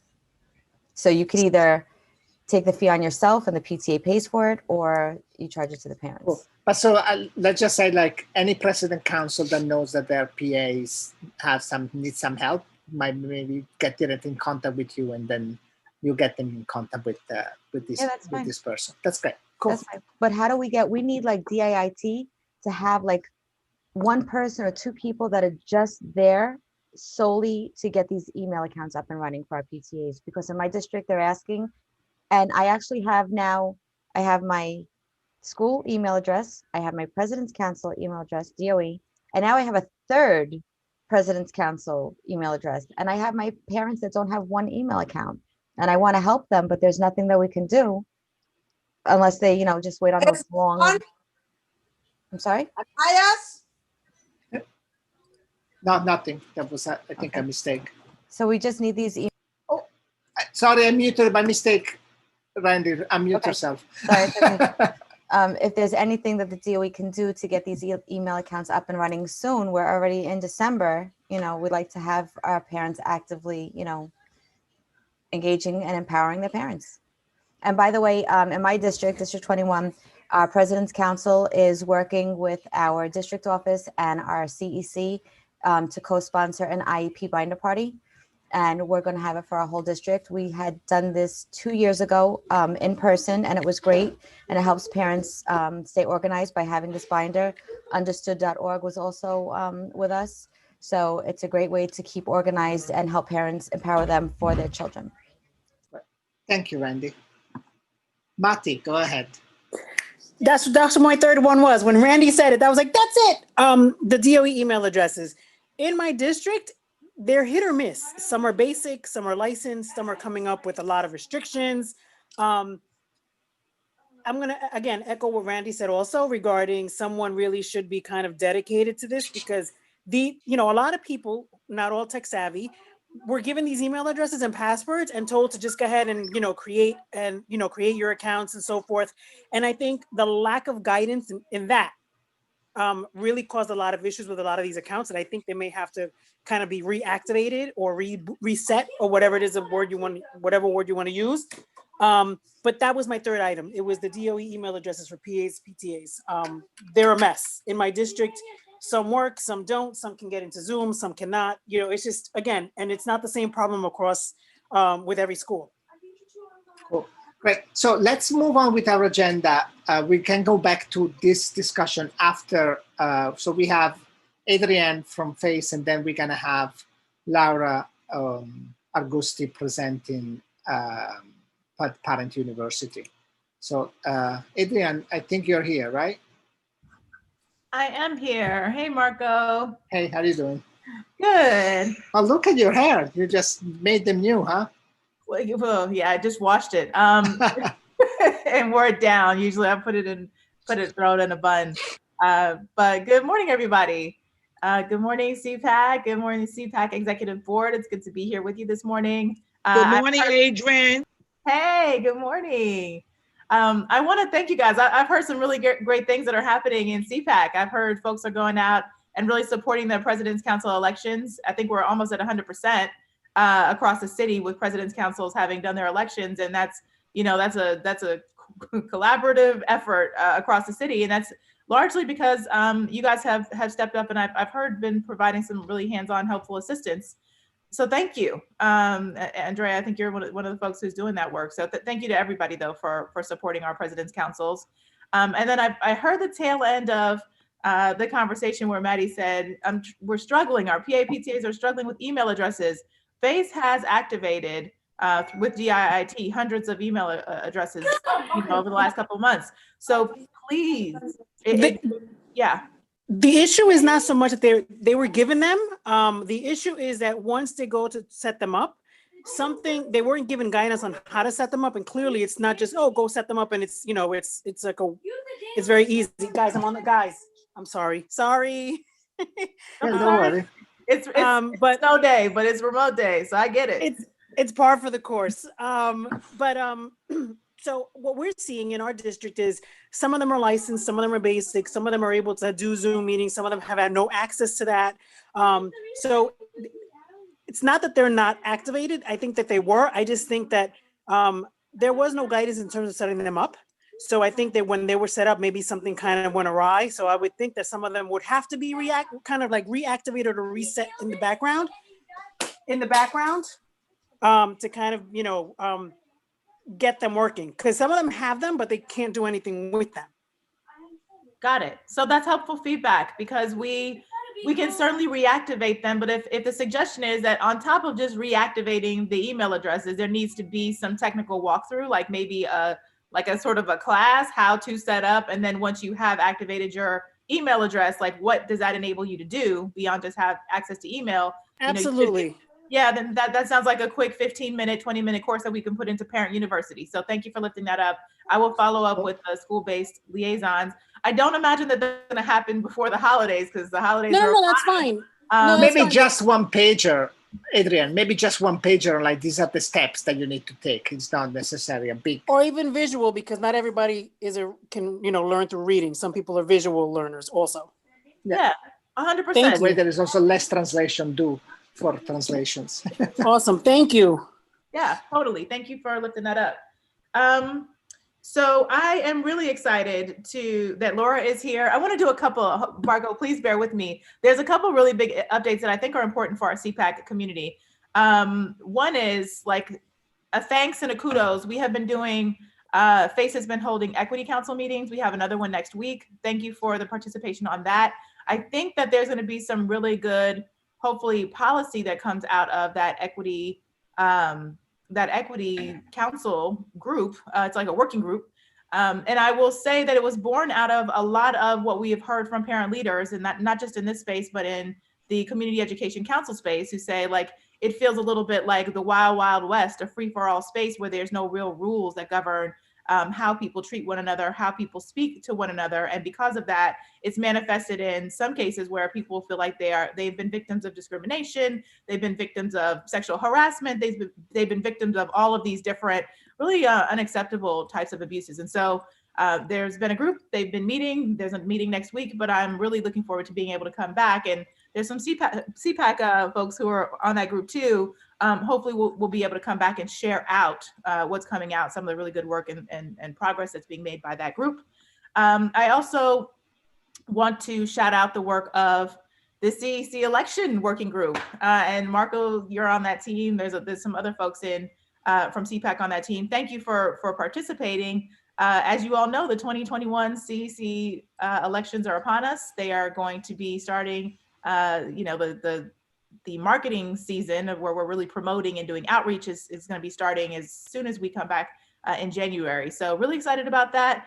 I would love for, I think, we have a couple of members from the old CPAC who actually have joined the election team. Really excited about that because they're doing really good work, but I'm hoping that we can get them to do a little bit of a presentation for you all so we can have some accountability from you. You guys can give us some feedback because our team has been going out across the city to start the process of really educating parents on the CCEC elections and trying to bring people in.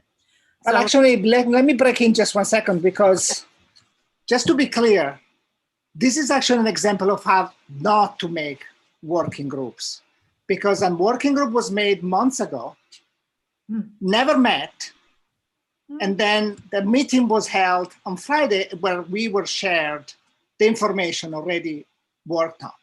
That is not how working groups are supposed to work. Working groups are supposed to meet, work on the documents together, and then the documents are finalized. Yes. So just putting it there. Well, it's not a kudo. In this case, it's the opposite. This is exactly not how working groups with parents collaboration needs to And in work. all fairness, you weren't in the first initial working group that actually produced the recommendation. So in all fairness, I know you're sort of new to that particular iteration, but there was actually this is a continuation and you guys were added to the working group. Yeah, I was part of the original too. Yeah. Oh, you were in that working group too? In that case, there was discussion, but then nothing translated into this current working that was actually supposed to follow the new state law, right? So it was a completely new group. I think you're a little confused because that working group was after the new state law and then they produced recommendations. Okay, then I was not part of it. But this was created months and months ago and we never did anything. Okay, I think you guys have had a couple meetings, but I understood there's much more work to be done, and we are still in I believe there are meetings set up for January. I think you guys talked about meeting in March. So I hear you. I'm glad you're a part of it, and sorry that, you know, that I guess Yeah, I being don't feel part means of it. you don't feel That's okay. part- Don't worry. Don't worry. Don't worry. It's just like, let's move okay. on. Let's move on. Yes. But in any event, the election group, the election team that's running the election is actually doing a phenomenal job. They showcased the application at the last meeting, and I'm hoping that they can come here and share out a little bit of the work that they've been doing. So with that, I think Cherie is here. Cherie Gibson is one of the members of parent leaders who's working on the election. I think she's here. Is it possible for her to share out just what she's been doing and give you guys a little preview of some of the the presentation that she's been giving across the city?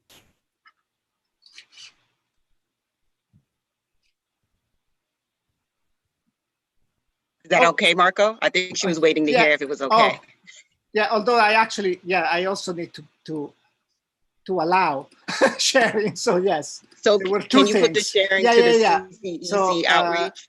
Yeah, you can share. Thank you, sir.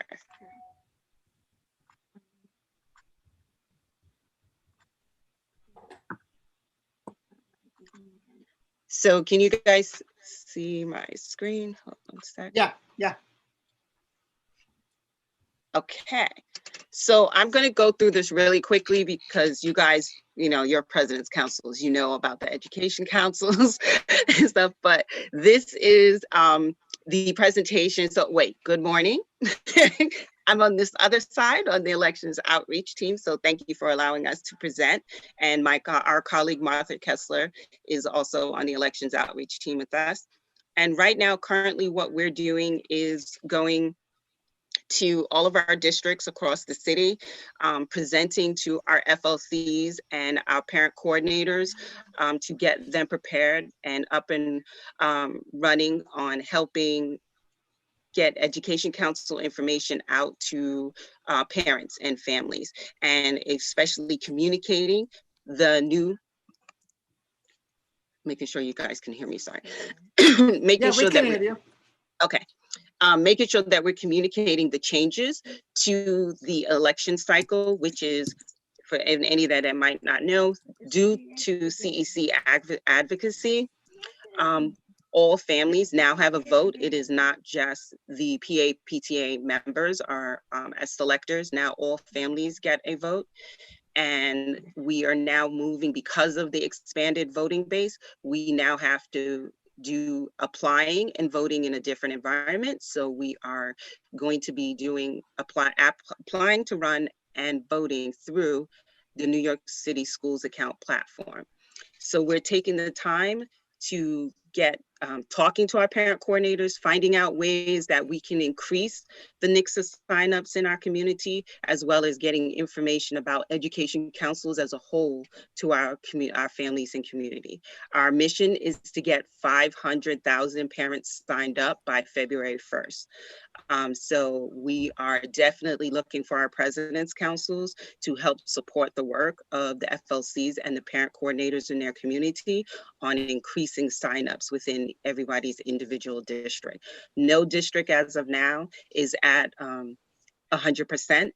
We do have a few that are above 50% and higher, but the majority are not there, and we need to get our district, we need to get our family signed up beyond just the education council, because this is going to be the one-stop shop for communication as well as keeping education information. So our presentation gives them information about the councils, the education councils, as well as the citywides, giving basic overview of who makes up the councils, what work that the councils do. We definitely always highlight and emphasize that each CEC should have English language learner, parent, and a special education. So we do ask our parent coordinators to, you know, in terms of their outreach with their families, focusing in on those families, making sure that they're aware and getting them interested, as well as the citywides, letting them know about their numbers, who's on it. And we do highlight, especially Martha does a great highlight of telling about her son applying. as a high school senior to serve on a citywide, a CEC. That was ours. And then this part is always very important to us. We about giving them examples of figuring out what councils that parents can vote as well as run in. And so we emphasize, and we're letting you know as well, so in your discussions, that eligibility for which councils you will vote or run in is based on your student, where your student goes to school and whatever programs your student may be involved in.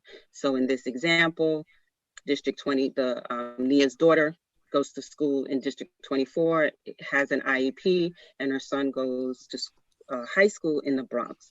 So she would have 3 councils, her CEC 24, CCSE, for Special Ed Services, and CCHS.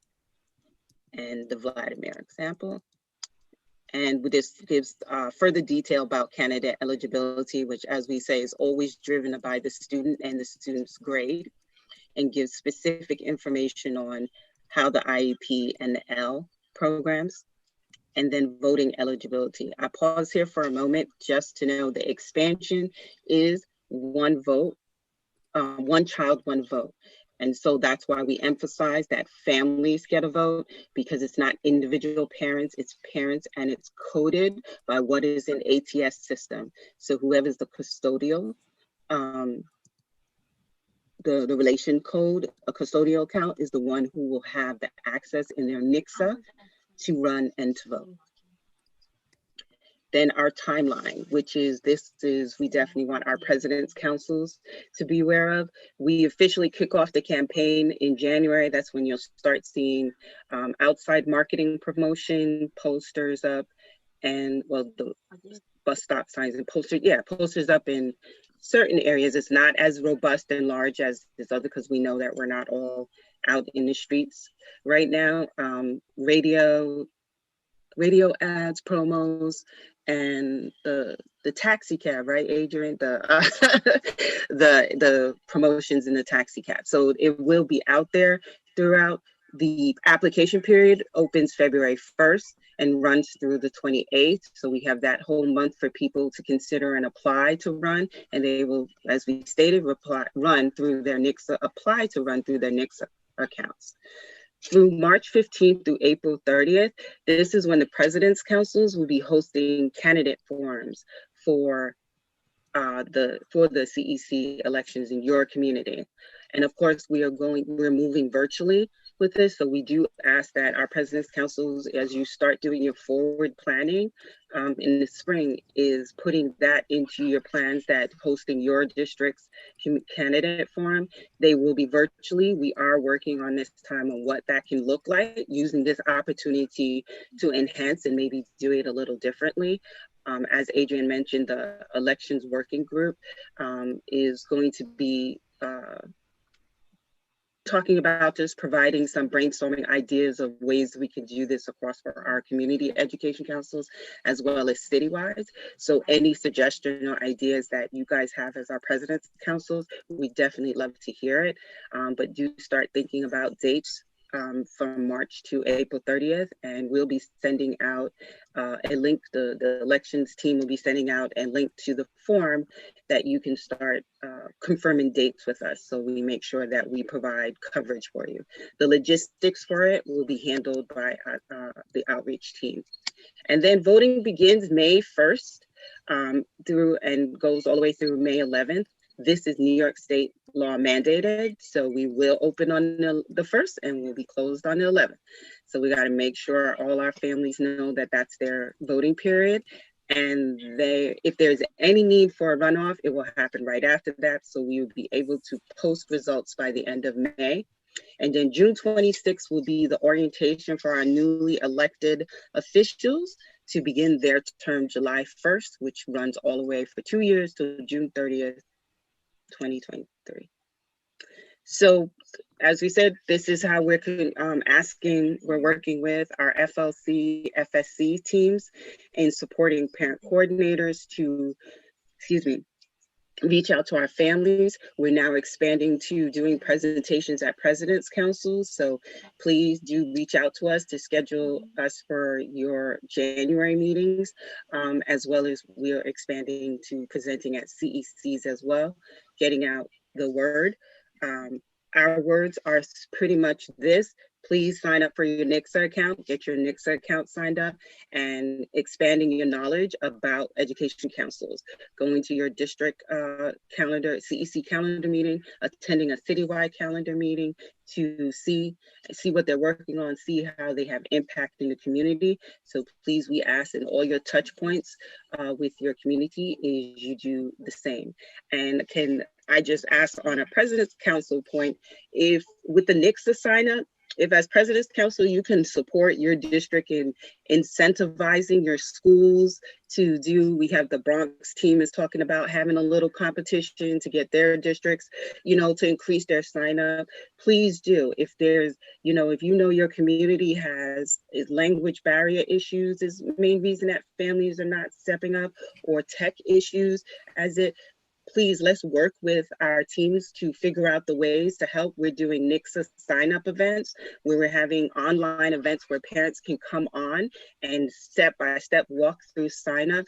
It's so integral important to this process being successful that we get our families signed up. So any ideas, any ways that you can support, please do. So that's it for me as far at this point. If you guys have any questions, we can answer them in the chat.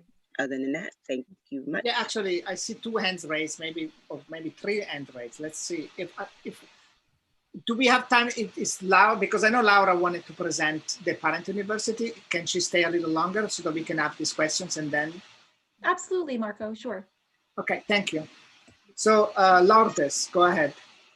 Yes, so my question is in regards to the announcement that Cherie made in regards to one child, one parent to vote. How democratic is that, when my understanding was that every parent, meaning one child might have more than one parent attached to them? How democratic is that, that only the person that holds the NICSA account is the only capable person to vote for the candidate? Yeah, that's a big issue actually, Lourdes. Nobody likes that idea, and I don't know why it was put in. But thank you for raising that question. That's actually this is the working group that I don't think you were on, Marco, that predated, I guess happened before last school year and before. So once parent leaders went, and kudos to parent leaders, because it's parent leaders who lobbied to actually have the law changed. And really it was, a number of folks, but folks from the ECC went to Albany and did that to make sure that it was expanded, voting was expanded to be not just the PTA, the 3 PTA officers, but the selectors, but for all parents. And they went, they lobbied, and they were successful. And that's how we got to this place of having a really huge, for the first time, citywide parent election for CCECs. And right after that election, a working group was formed, and this is pursuant to the statute that they obviously helped to move forward. There was a working group that was formed as a result of that law that was passed, and it was constituted. And I think at the time, Hydra was still with us, and she, I think, kicked it off, and then I ended up taking over when she left. But that working group produced a series of recommendations, and if you guys check the DOE website, it's up there, but it's a series of recommendations. And one of those was around this piece of voting, of how do you manage with the universe of, there are folks that have 4 parents, right? You've got two biological parents, and then you may have 2 step parents. What about those households? Does that mean that child then has 4 votes? But then what about the parent who's a single parent? Then do they only get 1 vote for their child? And so that was a conversation. There were a lot of equity conversations in that group around voting and how it should work.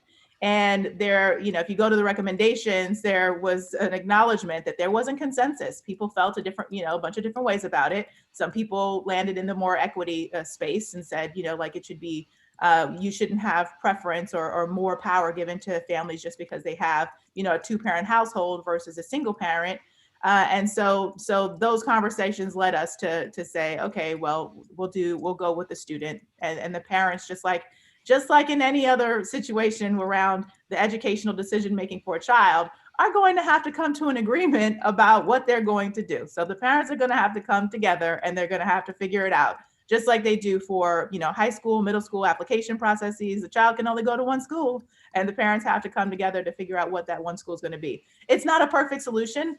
Obviously, it's something that, in future elections, folks will potentially go in a different direction, but that's where we landed, both because we are operationalizing what is probably the largest municipal digital virtual electronic election in the history of this country.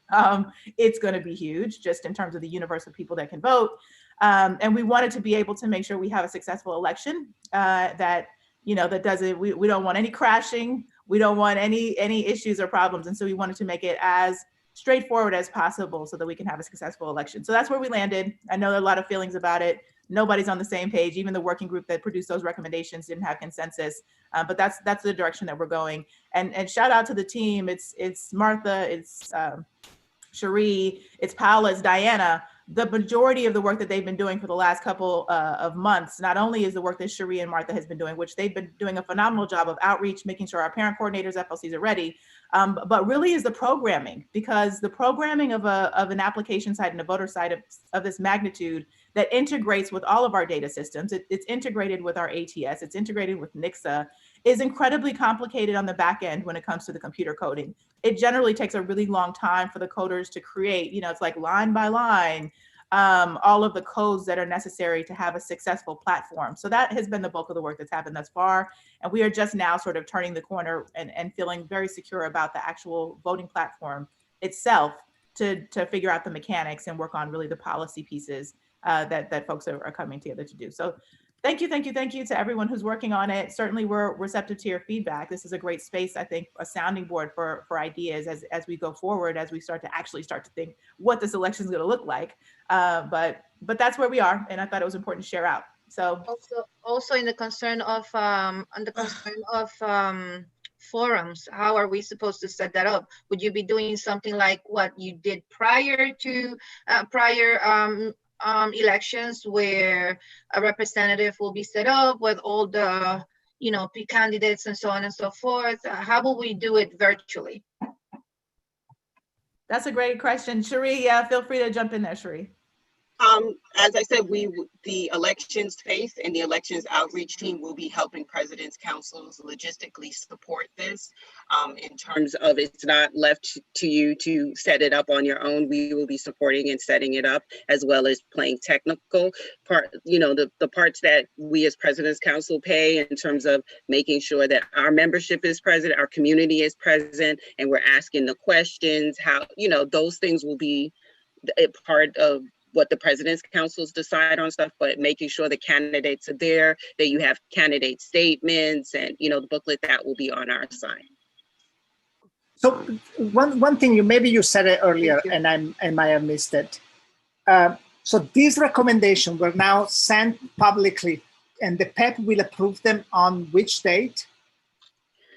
The regulations, the regulations is what the new, what is it, I'm not going to remember it, D140, D150, and D160 are new updated regulations based on the new, what the law is and what we have to do. That will be voted on. It's posted. It posted as of Friday. It's open for public comment. You guys can read them, comment, and the PEP vote is in January. I don't remember. Can you tell me which day? Okay. Yeah. I don't remember what date. Okay, but so right now is the moment to send in comments to change those, particularly this parent issue that people are raising, which I think is a big hot topic that should be changed. That's the moment to change that, to send in so that is changed, and other issues related to this. This is the time to write in requests to change things. Please do. Right. And I know, Marco, you had a really good suggestion around like percentages and thinking through like how could we give a percentage of every vote, every parent to one child. There's lots of ideas about how to do that. So if folks have some concrete suggestions, we are certainly like, phone it in, send it in. And there is an open comment period before the PEP actually votes so that we can incorporate that. If there are things that we can do, things that we've missed, things that we can add, certainly we want to make the regulations as strong as possible. So if you have them, please comment. Okay, can you please get back to us to which one is the deadline? Because I actually like maybe to have a working group of CPAC reviewing these documents and see which recommendation what we would like to change of those documents. The deadline, I don't know when the PEP meeting is, but that, like. That's what it is. Okay, I'll look it up. And cool. I see Jackie and Leonard. After the two of them, maybe we should then move on to Laura. Otherwise, we're going to run out of time. Thanks, Marco. Hi, Adrian. Good morning. Cody, good morning. Thanks so much, Cherie. And Martha came to our President's Council meeting last week, and she did a presentation. It was short, sweet, straight to the point. So I don't know if this was emphasized for everyone, that Martha or Cherie can come out and do a presentation about CEC elections and signing up to NICSCA. But my question is, it sounds like elections will run okay. So far, so good. But one of the major issues that has been in the beginning of the term in July, a lot of times we have to sit and wait on appointees. Has there been any upgrades included in this process to the appointments of the public advocate appointee and the borough president appointee? Has there been any upgrades in that realm where they need to have their appointees made by June 1st or some upgrade to that process? Thank you for raising that. That's a great issue. One of the things that we actually put to the working group in our last meeting was around information sessions. So one of the things that have happened in prior years have been information sessions that are co-hosted between, DOE and the borough president's office, supposed to get the word out. But one of the thoughts that I've had was, well, if we put it on the borough president's radar and get them invested early through like an information session that we're doing jointly, it sort of then, hopefully gets them invested in a different way and reminds them that, oh yeah, I have a stake in this as well. I have an appointee that I am going to select to sit on the council. So that's a theory. If you have other ideas, it's certainly going to be something that the working group is thinking through and thinking about, but specifically around the information sessions. But if you have ideas on how to do that and suggestions, I know you, Dr. Cody, you're not going to hesitate to share them, and I would invite you to do that. Thank you. All right, Leonard. Hi, Adrian. I'm a real pussycat today. First of all, I love your hair. It looks fantastic. Just want to get that out there. No hard questions today. Just a very simple question. Is there going to be guidance, because we are going to a virtual format, about electioneering? Because this is kind of an unusual situation. So will there be virtual electioneering allowed? Can we use social media platforms? Like what, or can you actually still stand in front of a school? Is there any guidance coming on that?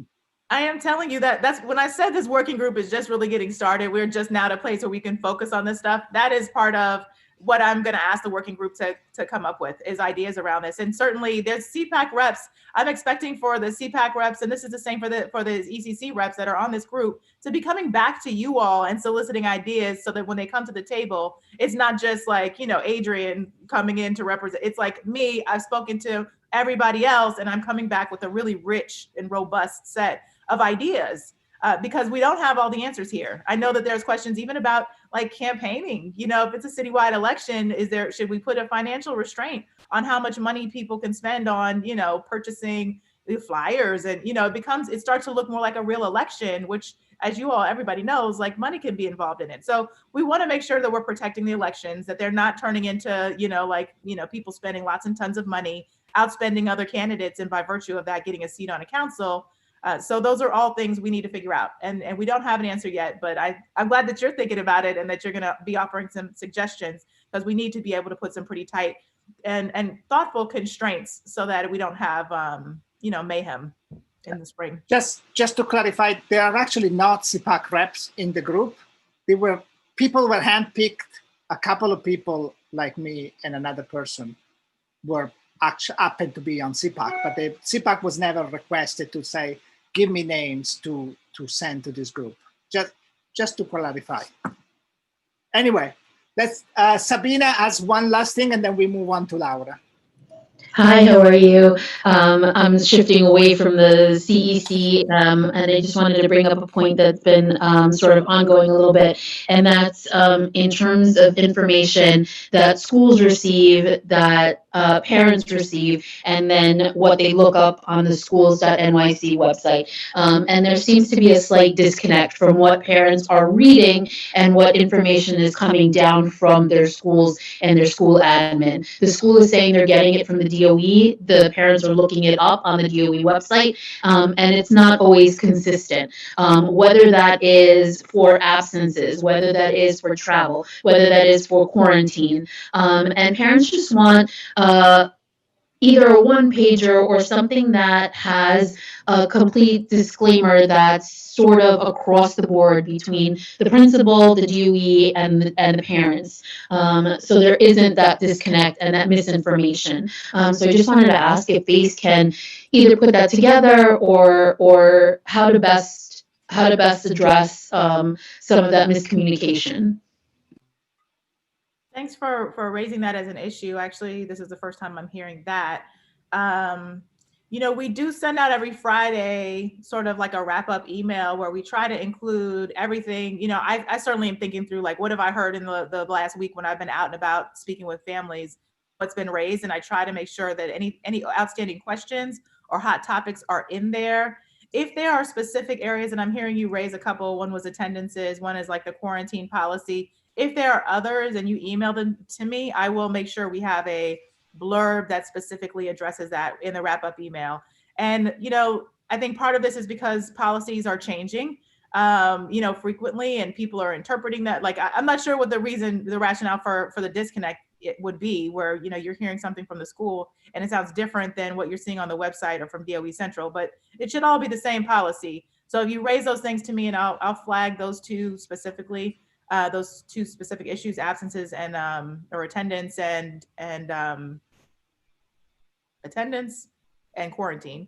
I'll send you an email. I'll send you an email, actually. Yeah, send me an email, send me a list, and I'll make sure that I hit those notes in the end of week wrap up. And if there are other folks who have ideas of, like, questions that you would like answered in that end of week wrap up, please don't hesitate to send that as well. And the end of week wrap up is sent to parent leaders as well as parent coordinators, right? That can turn it over to all the parents in their school.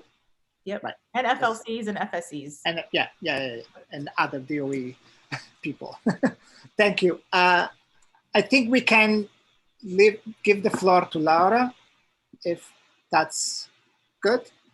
That's great. We're super excited about Parent University. This is like the hot topic, the most exciting thing I think that's happening in our agency. So super happy. Laura is spearheading it. She's been working on it and developing it with IT. And I'm very proud of her and her leadership over this work. So yeah, without further ado, please, Laura. Yeah, you should be able to share, your screen if you need to. Okay, thanks, Marco. Adrian, I don't know if you want to, I don't know how much of a background everyone has. I don't know if you want to kind of like give the story that led us up to this point, and then I can share some data and also share my screen too. Sure. Over a year ago, when the chancellor and I were in the real world before the pandemic, going to PTA meetings and doing, parent meetings all over the place, including one in Queens. The chancellor mentioned this idea of, like, there should be a place, a parent university, where all of the courses that are happening across our system live.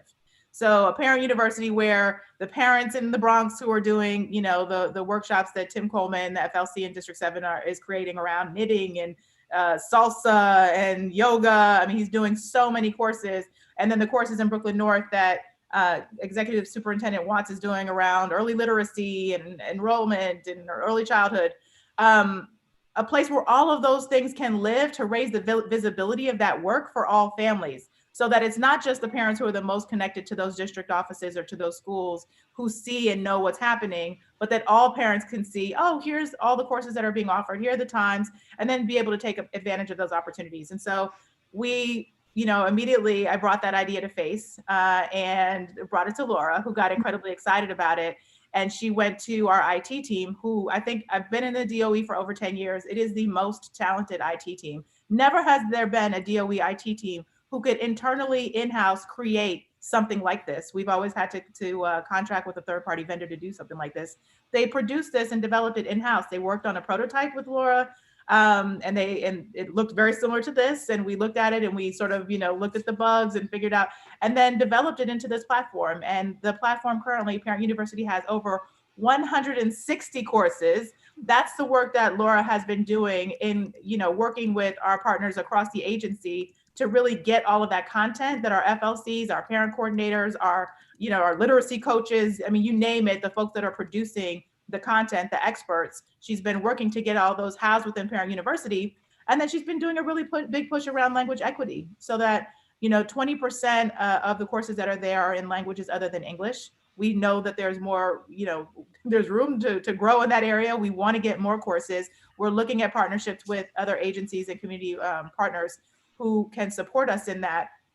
But she's done a phenomenal job thus far. And the vision for Parent University really is to provide a range of offerings to meet the needs of any parent across our system, whether it's a parent who's, struggling themselves for like a little bit of self-care, for mindfulness and yoga and that kind of stuff, or all the way to the parent who is working with children in remote learning and trying to help reinforce some of the math homework or the math lessons that are happening in school, so that the parents can have the skills and the technical know-how to be able to help children. So with that, Laura, I'm just super grateful that you're here and also that you've been doing this work. It's really impressive and amazing, and turning it over to you.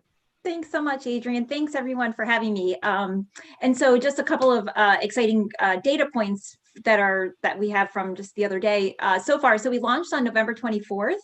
And by this point, we already have 23,000 active users, and we've had over 78,000 visits already. So it's really exciting. When we launched, we had some social media, had a press release. The mayor, the chancellor did an op-ed, and the mayor even announced it in his press conference. And so after the new year, you should see some more citywide marketing around Parent University. And so you'll see something on Taxi Cab TV and on the kiosk. So it's really exciting. So I'm going to take you, so this is the homepage. Hopefully everyone can see my screen. A couple of things I always like to point out about the homepage. Number one, it is powered by Google Translate. So all of the features you see in Parent University can be translated into almost every language. And then secondly, it is integrated with Nixa. So as Sheree mentioned, we're using Nixa for our CEC elections. We are also going to have a Parent University widget on your Nixa dashboard. So it'll be a nice opportunity for single sign-on. But of course, we know we have a really active community that may not necessarily have students in the DOE, but still want to take advantage of all the courses and resources and events. And so they too can create an account here, like a Nixa Lite account is what we call it internally. So all is to say, to access Parent University, you just need an email address. So I'm going to sign in with my Nixa account. And then when you log in, now I'm an admin, so I have an extra tab, but our families will have 5 tabs. You'll see a home tab, course catalog, my courses, resources, and about us. When you log in on the homepage, you'll see a welcome message as well as up to 5 feature courses. These are usually courses that are either an important policy we want to draw attention to. They may be a new course that's been added. These are all some live web-based courses that are coming up in the new year. And then with the course catalog tab, the second tab rather, has all of the courses that are available. So as Adrienne mentioned, we have about 160 at this point, past, present, and future. Each of those courses has its own course card with course detail information, but you can also search for a course by typing in a topic. You can search by season, or you can search by category. And right now we have courses in adult and continuing education, early childhood education, enrollment, health and wellness, parent leadership, remote learning and technology, school buildings and operations, and special education. And these categories were chosen because they closely align with the DOE website, and we wanted to make sure everyone had ease with use. So I'm going to type relationship actually in the search box. And so you'll see here that we have 3 that focus on the topic of relationships. And here's one that was actually submitted from our own FACE staff. And this is on building relationships and engaging your membership. So when you click on the course details, you'll find that there's a course description. You'll find information about the audience, the status of the course, any important details about dates and deadlines, the duration of the training. And we actually have courses that are as short as 3 minutes and as long as 3 hours. information about the location. And of course, at this point, everything is online. So you'll either see a link to, if it's a pre-recorded class, you'll see a link once you enroll. You'll see a link to, for example, the YouTube or the Vimeo channel where the training is being housed. Or if it's a live web-based course, you'll see a link to the Zoom or Microsoft Teams link. So at this point, you can either add the course to your watch list, or you can click on the blue button to enroll. So for today's demo, I'm going to click on enroll. And then once you do that, you'll notice it actually moves to the next tab, which is the My Courses tab.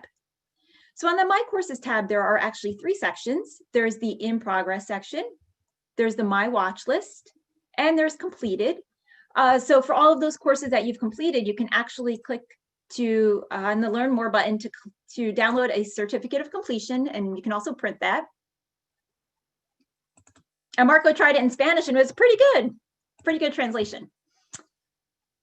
And then in the second section, the My Watch List section, you can also at this point either enroll for the course or unenroll for the course. It's kind of like, think of the My Watch List as your favorites list.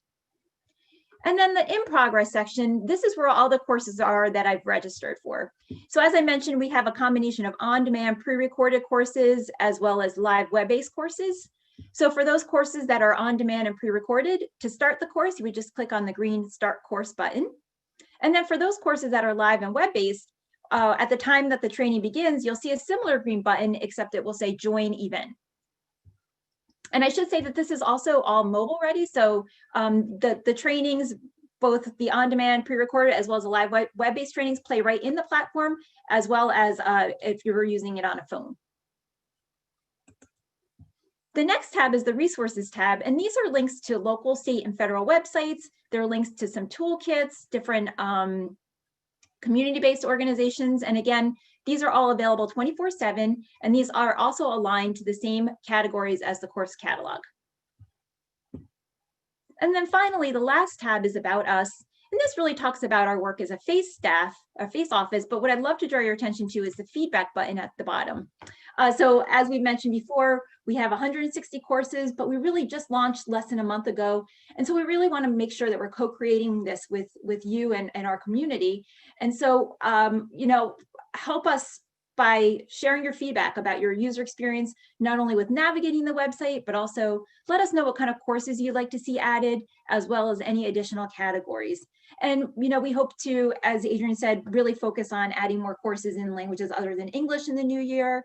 And really just making sure that we're targeting some of those under-resourced and underserved communities as well. So I'm going to take us back to the homepage. I would love to answer any questions. And I'm happy to go back over anything with more detail if needed. And I'm going to check the chat for some feedback too.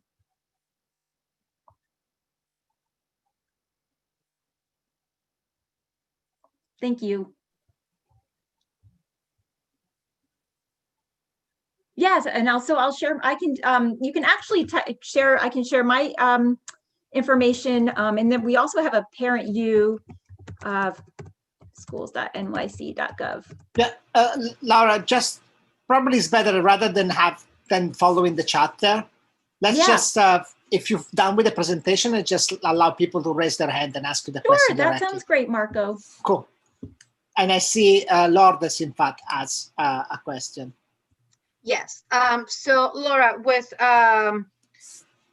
recent opening of applications, kindergarten applications, pre-K, so on and so forth, and coming up middle schools and high schools application, would they be something here in like a course on how to navigate those applications and so on and so forth? Since, you know, this serves as the resource for parents. I think that will be a good thing to have. If Absolutely. You have it. Yes, absolutely, Lourdes. You know, as Adrian mentioned, we hope that Parent University, it really, I think, really can serve several purposes. I think it is a great opportunity for families to be able to work with their students and to provide support. It's a great opportunity for just some self-care and some self-professional development. But I definitely want, I really do hope that in particular, our central office partners see Parent University as another vehicle for communicating any important policies, any important information that they have. So that it's all in one place. So 100%, absolutely. Thank you. And I see Cecilia also raised her hand. Yes, Hi, hi. Cecilia. Hello. As I share in the chat, I actually requested a course. As a matter of fact, I just saw it before on your screen. It was the coping with conflict. It was December 9th, and on the day and the time off, I click on it, it won't launch. And I didn't know where to go. There's no support button. It doesn't give me any indication as to if this doesn't work, what you should do. Right. Okay, thank you. I'll look into that. Thank you for letting me know. And you can always submit feedback on the feedback button down below as well. And then I put it in the chat. We also have a parent university email address too. And thank you for letting me know that. Coping with conflict was the one? Yeah, there weren't that many when I first tried. So I thought, oh, that could be interesting. So I went in there, requested it. And the day of, I went in there and clicked on it, and it won't launch. Okay, thank you for letting me know. I'll look into it. But yeah, I would say on average, I'm probably adding about 10 to 15 courses per week. So, you know, and as Adrian mentioned, a big part of my role right now is really just going around and meeting with internal and external stakeholders to build this course catalog. So there's some really great stuff in the works that, you know, so keep checking it out. Like I said, we're probably adding 10 to 15 a week. And I hope to continue that through the new year.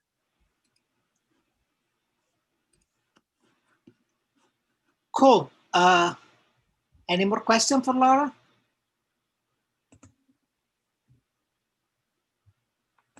Looks like a no. Somebody. Mark off. Rashida Yeah, go ahead. Harris. Go ahead, Rashida. All right. Thank Hi, you. Rashida.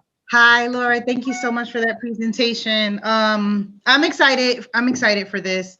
I wanted to ask if we had a visual of a schedule or calendar that folks can see without logging into their account, which we know, I mean, we want to continuously encourage folks to log into their account, but they're not able to see anything if they don't log into the account. Right.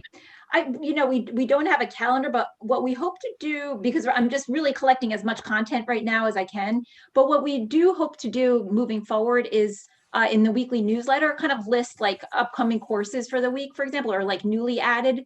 So almost like we're still thinking through it, but like almost like a parent university corner, so that every week you'll see like which ones have been added. And like I said, I'm also trying to make sure that any new, in particular, live web-based courses are added on this featured course section. So that's another place that you should get you know, more information about like newly added live web-based courses too. Thank you so much. Sure. And lastly, I apologize for not clicking and looking at any of them, but I plan to because I am very excited and happy for this. We do have different times, right? Like these courses will be available different times, morning, afternoon, evening, weekends.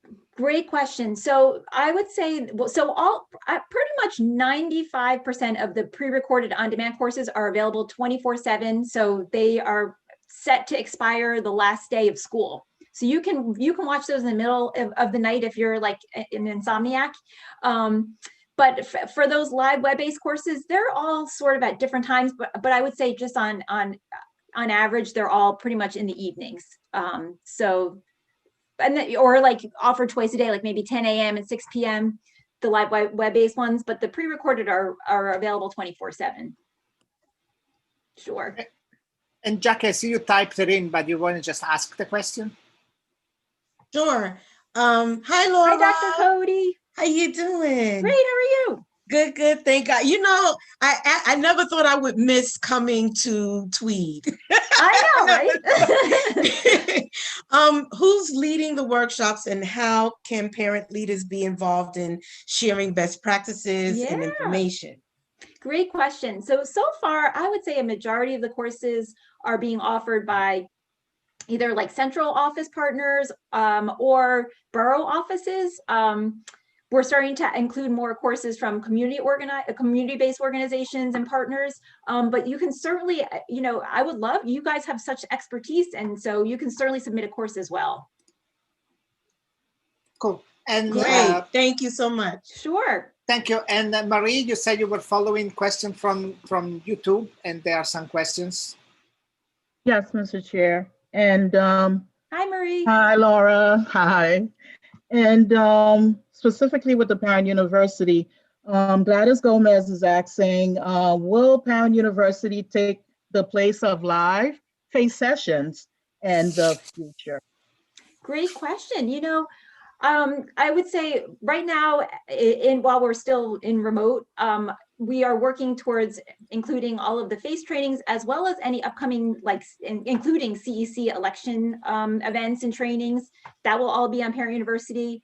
And I think, you know, I think Adrian had mentioned this, but when Parent University, when we started working on this, it was really still when we were in buildings, and Parent University was meant to be a clearinghouse for all of the in-person trainings that were happening. And so I do see one day when we're back into buildings again, we will continue to add in-person trainings as well, so that there would be an opportunity to search for not only live web-based trainings and pre-recorded on demand, but also live in-person trainings as a third option. Okay. And Mr. Chair, I have one more. Yeah, go ahead. On the live stream. And Serge Alexander is asking, it's Serge from District 18. And saying, is there a quick video promo that we can share with our parents and parent leaders about Parent U? Because he's feeling that this does not get the recognition that it deserves. Oh, thanks, Serge. Great question.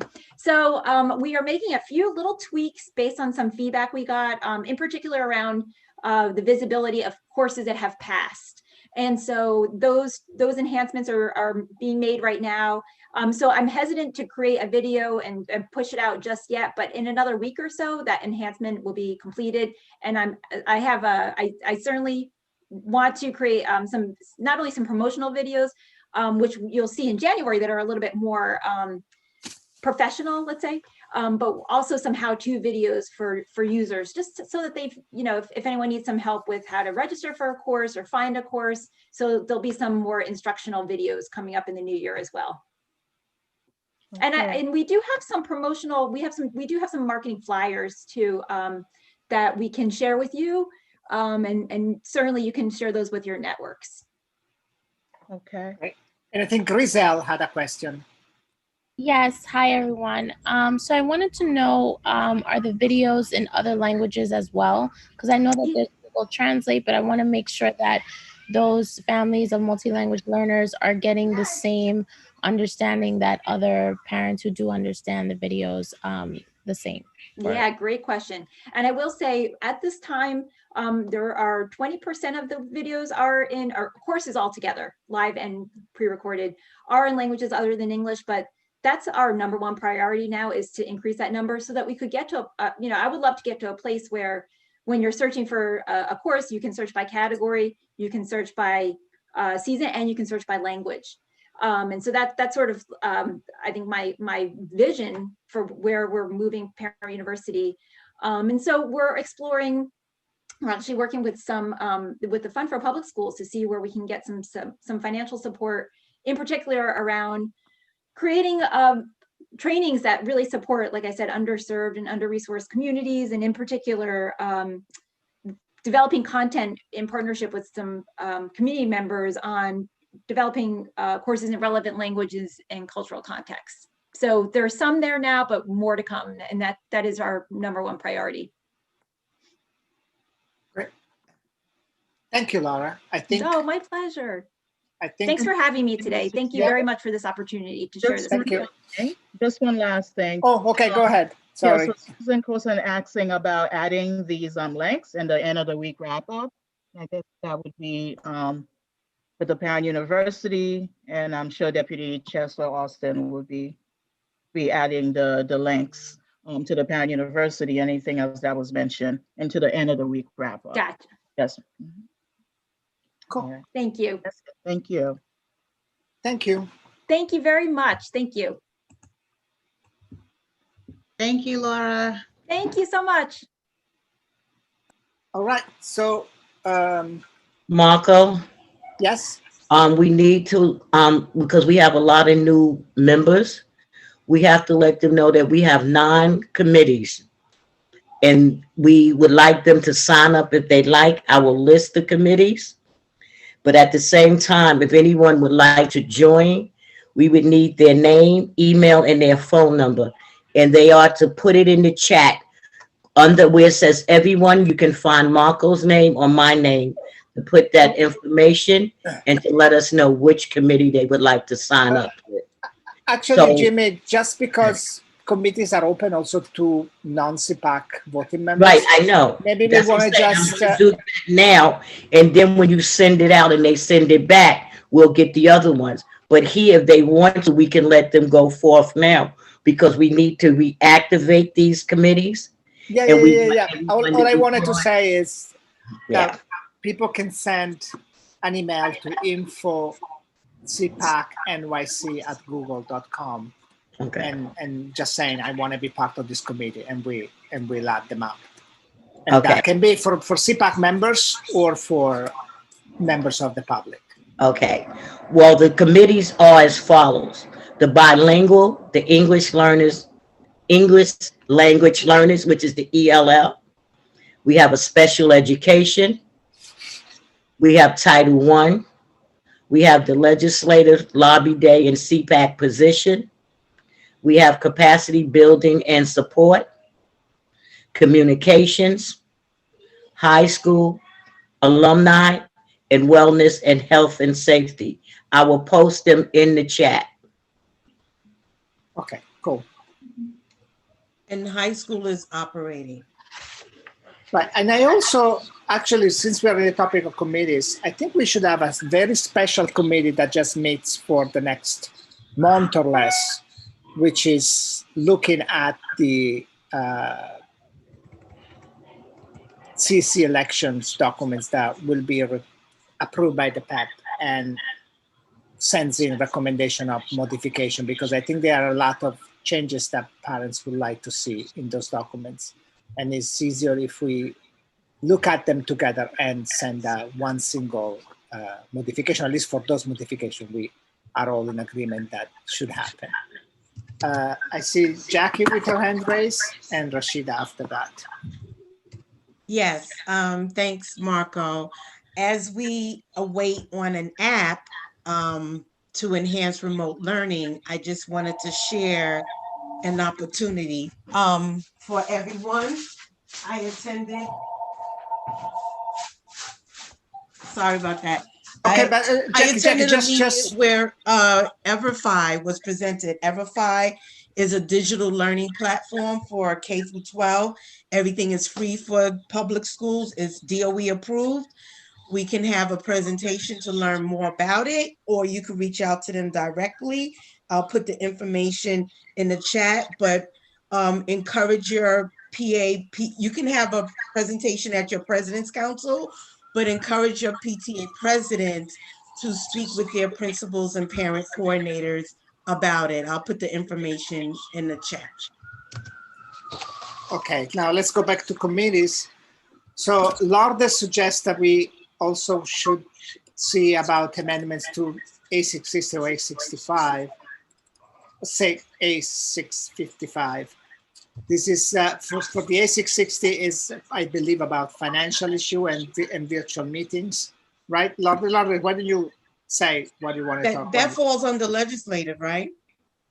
Probably would. Let's see what Lourdes wanted to say. I was just reading a comment. Well, Lourdes.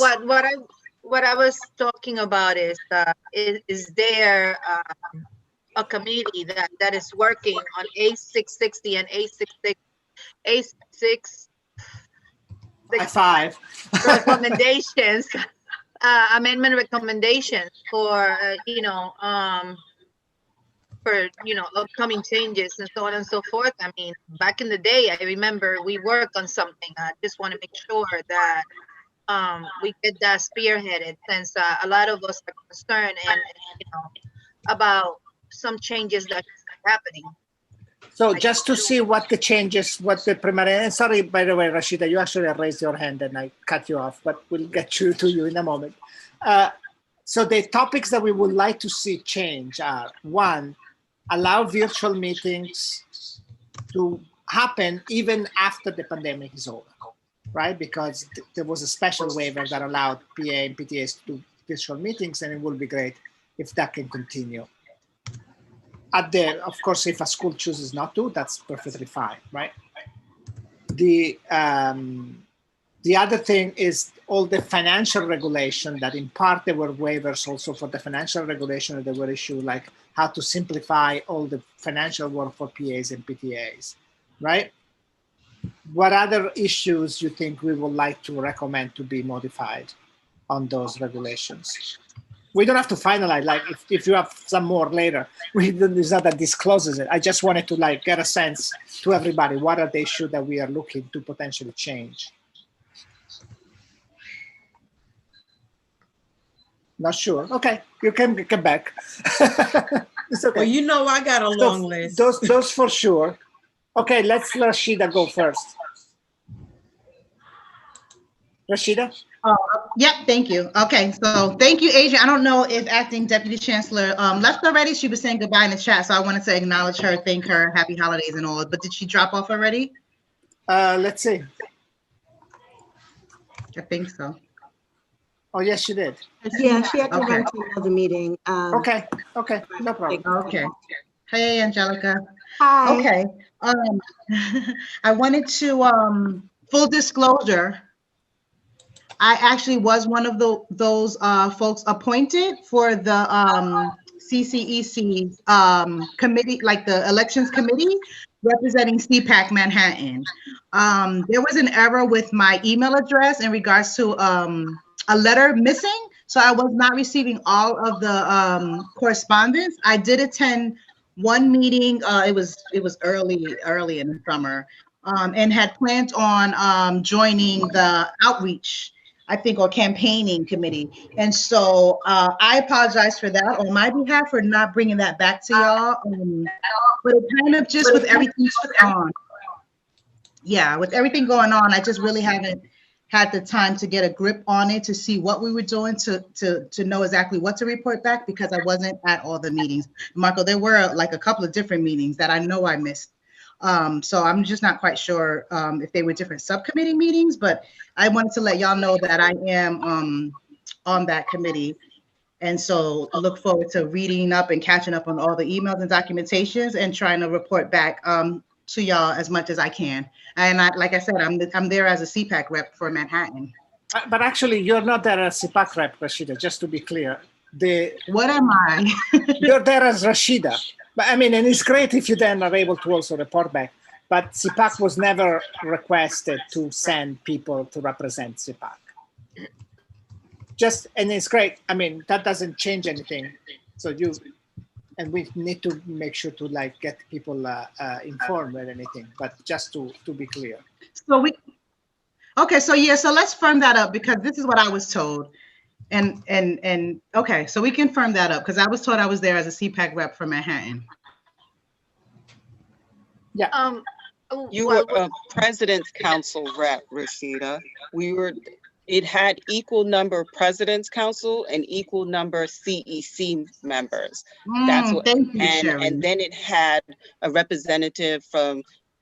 They had Marco on as CPAC chair, and they had Naquan on as ECC. I was not on there as CPAC chair, but anyway. Yes, Sherry, thank you. Yep. Then Marco, where were you there as? Because I was part of the original CC group in 2015. No, the election task force. You weren't on the elections task force. Celia and I were on the elections task force that did the recommendation. That's what I wanted to do. And 16. The task force was one thing, and this elections working group is another thing. So the one that started this summer, those who were on it were put on because either we were a CEC or we were President's Council, and they did equal numbers and representatives from every borough to make sure that it was in that respect. So I'm just going to leave that part because that's what they were told. Yeah. Lord, yeah. So in piggybacking off from that, right? I don't have a problem with, everyone here, that whoever is in there. My problem is the following. My problem is that if ECC, CCs, are represented on this panels, right? The fact that some of you have been chosen from CPAC does not mean that CPAC is represented. Why wasn't CPAC requested at that table?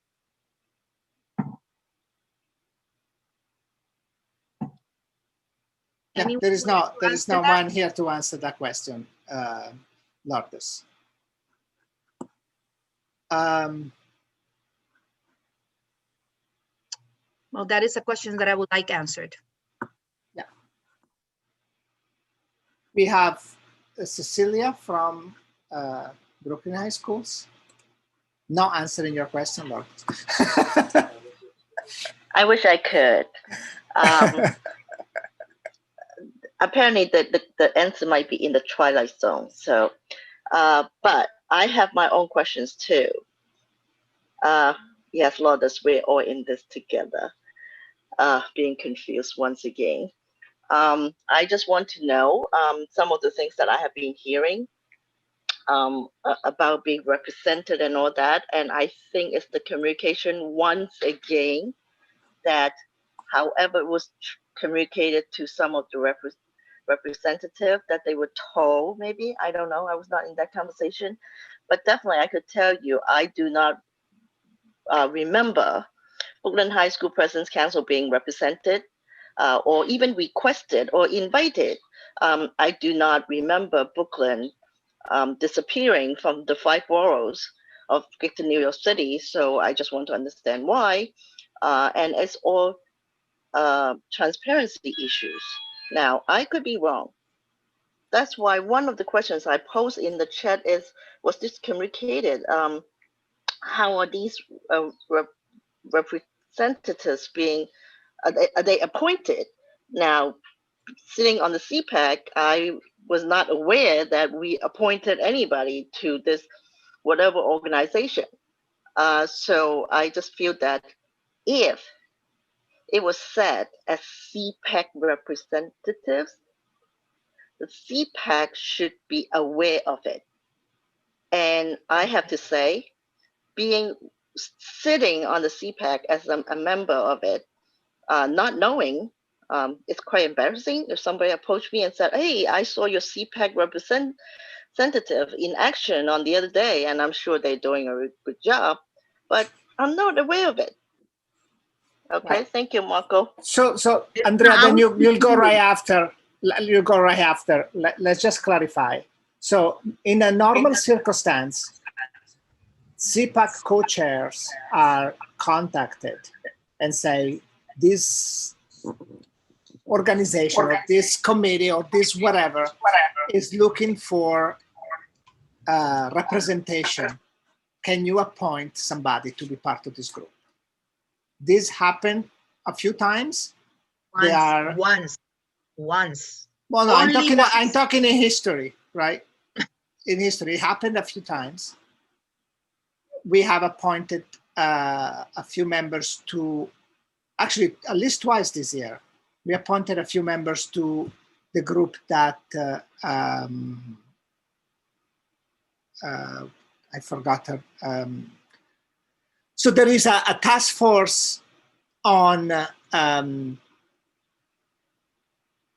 school reopening and opening, which I think you, Lourdes, are part of it, actually. No, the equity. I'm part of the equity. Okay, and then there is one equity that you, Lourdes, are part of. Those are the 2 groups that we were asked, I believe, if I remember correctly, at least in these years. Okay, Marco, but the bottom line is that CPAC stands for Chancellor's Parent Advisory Councils. Okay, we are the Chancellor's representation. We should be at the head of every table, and we are the last ones to find out anything and everything only when they come in here and they decide to present to us. That's not CPAC involvement, okay? Right. I'm with you. Enough. Enough is enough. I'm fed up with this. We need to make our state. We need to actually speak about it, and we need to let our voices heard. I'm sorry, but if we don't do this as a council, it's never going to happen. You're correct, Lourdes. I was just clarifying what the normal procedure is. Yeah. Andrea.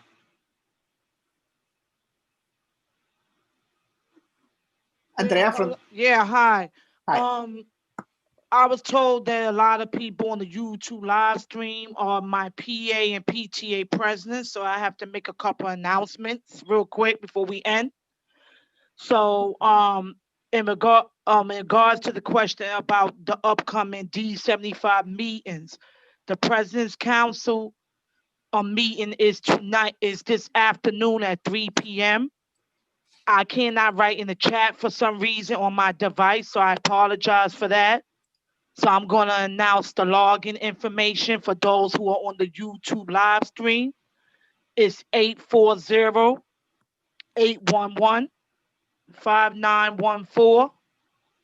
And the passcode is 811562. For those who are on the live stream or on this meeting, that is the passcode to get into the meeting at 3 p.m. this afternoon. And there's an upcoming CCD 75 meeting on Monday, December 21st as well at 6:30 in the evening. So I was told to mention those meetings. And I believe there's a town hall tonight, a Brooklyn town hall that they're doing in Brooklyn. I don't have that login information, unfortunately, but those were the announcements that people wanted me to make. So I apologize. I could not write in the chat. I cannot see who's on YouTube really, except for my CPAC members. I apologize for that. Thank you. Have a Okay, thank you, Andrea. So that information is for the 3 p.m. meeting of District 75, President Council of District they 75. was asking that question. Yeah, they was asking. Yeah. Great. Yeah, I brought that to Andrea's attention so that she can share the information. I will then now add it directly to the live stream. That's great. That's great. I emailed you too, by the way, Marie, because I could not write in the chat. I apologize. That's fine. Cool. Thank you, Andrea. And Rashida, go ahead.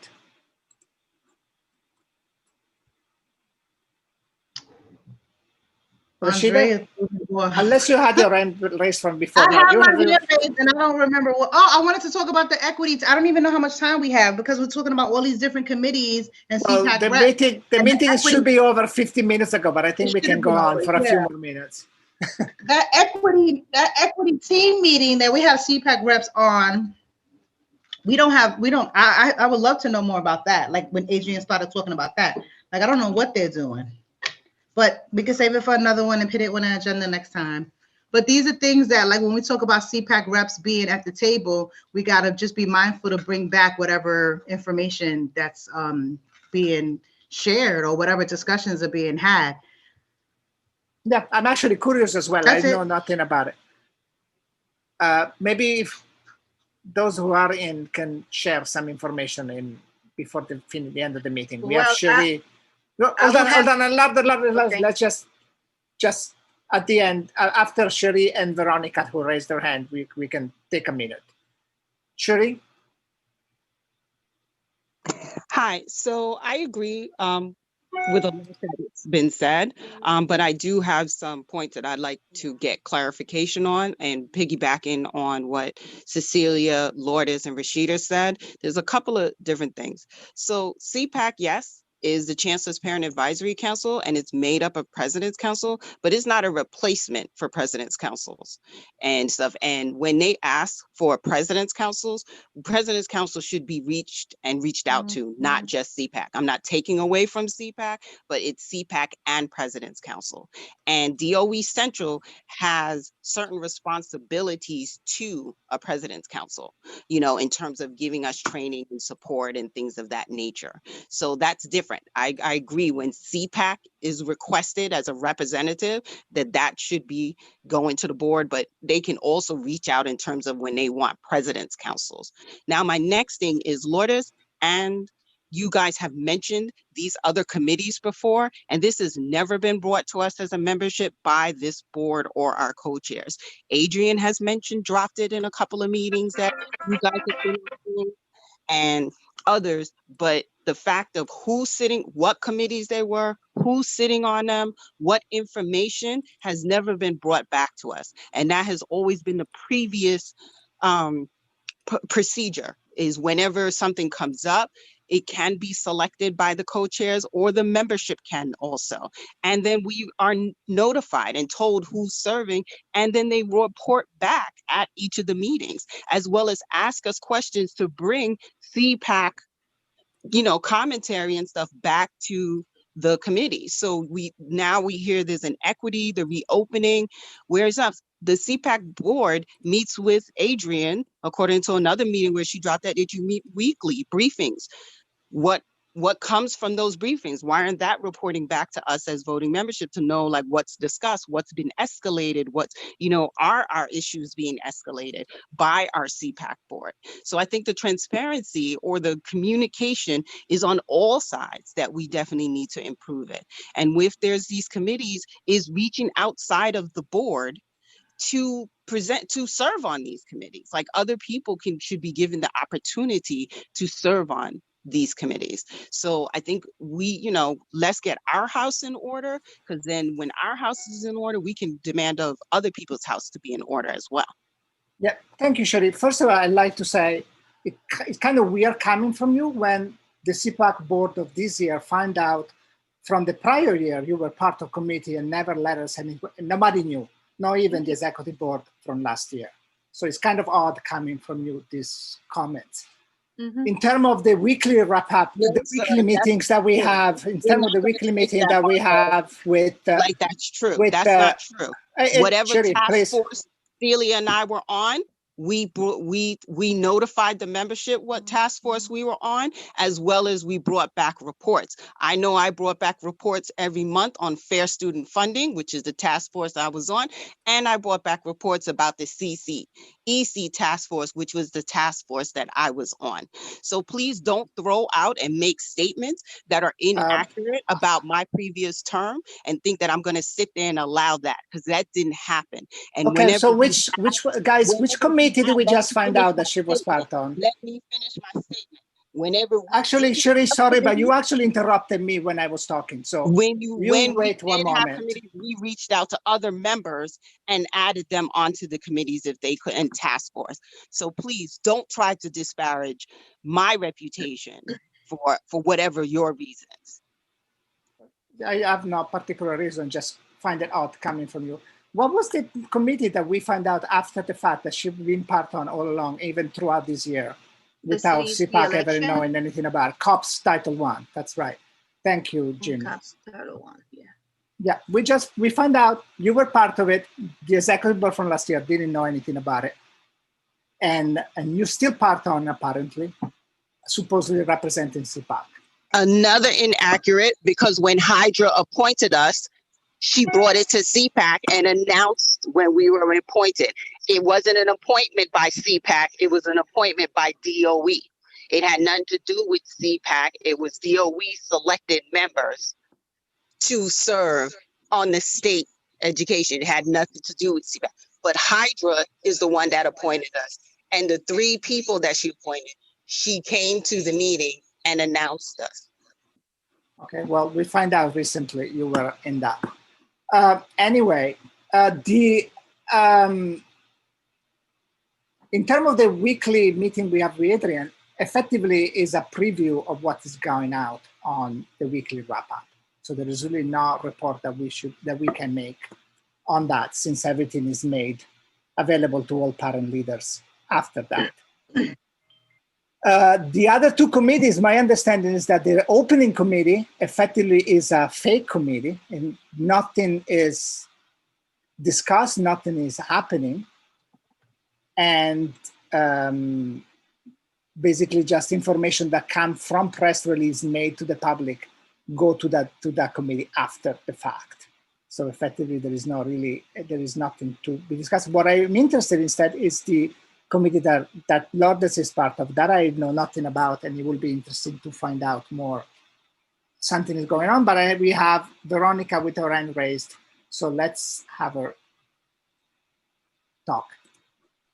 Hi, good afternoon. I don't know what was wrong with my device because I was raising my hand a long time ago, but thank you for seeing me now. Just wanted to give you an update from 17 that we have 100% all PAs and PTAs in place. Also our president council and also our Title I chair. So just want to give an update. We are completely 100% ready to go. Brilliant. Thank you, Veronica. We were actually going maybe to go back to the district reports at the end, because I know a few people didn't get a chance to do it, but that's great. Anything else from your district? No, we're still working along with families to try to make them comfortable, because some of them are, uncomfortable with the testing of the kids, and they're not being present there. And especially with the chancellor asking for the grades going in, which is the younger grades, they're kind of very concerned about that. So that is a little pushback here and there, but some parents are going for it and some are not. So, but we still working with our parents to, ensure them that this is something that for us to do and to get back to normal. But so far, everything else that was brought to my attention was great. And I was excited to know that we did completed all our elections at every level. So thank you for giving me the platform to speak. Yeah, thank you, Veronica. And if I don't get to speak again, I would like to wish everyone a happy and a prosperous new year, and looking forward to working with you guys next year.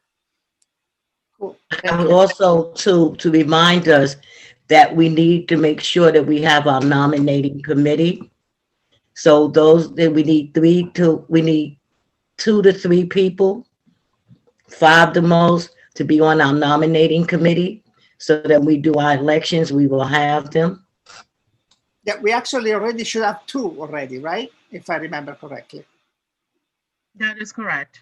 That is correct. Yeah. So we should have 1 more person. Can you, let's go have Cecilia and Leonard go, and then we can deal with the nomination committee. Okay, I just want to quickly address. I'm still confused. I still don't understand. We will never undermine any of the president's councils. This is a group consists of president's councils. But my point being a few things. First, the Brooklyn High School President's Council was never reached. We were not invited. Okay, so it's not a President's Council issue to me. And once again, I'm confused. Please, somebody clarify for me. Secondly, just because the President's Council is supposed to be represented, and rightfully so, has nothing to do with the issue about the CPAC representation. So I think there was a little confusion there. And I think that's what Lourdes is saying. Lourdes, correct me if I'm wrong. If I'm wrong, please let me know. I'm more than happy to be wrong. And the other issue is about strengthening our house. Yes, nobody's perfect. We might have our issues. We might have some procedure issues, but it doesn't mean that we're going to sit still and say, we need to straighten out our house before we do anything else. Because if that's the case, we'll never be representing all the students and parents under the DOE public school system, because that will be the day we are perfect. But I'll see that day. And if we can't do anything until that day, I don't know when we're going to be representing the interests of the public school system for our students and our parents. Thank you. Thank you, Cecilia. Leonard? Yeah, hi. So my feelings on a lot of these issues have already been discussed. So I'm not going to bring them up now. But it seems like a lot of these problems could be avoided. Can we just get a list of the current committees, a list of who's on them, and maybe keep that like kind of like a running spreadsheet? So if we want to join committees, we can do it.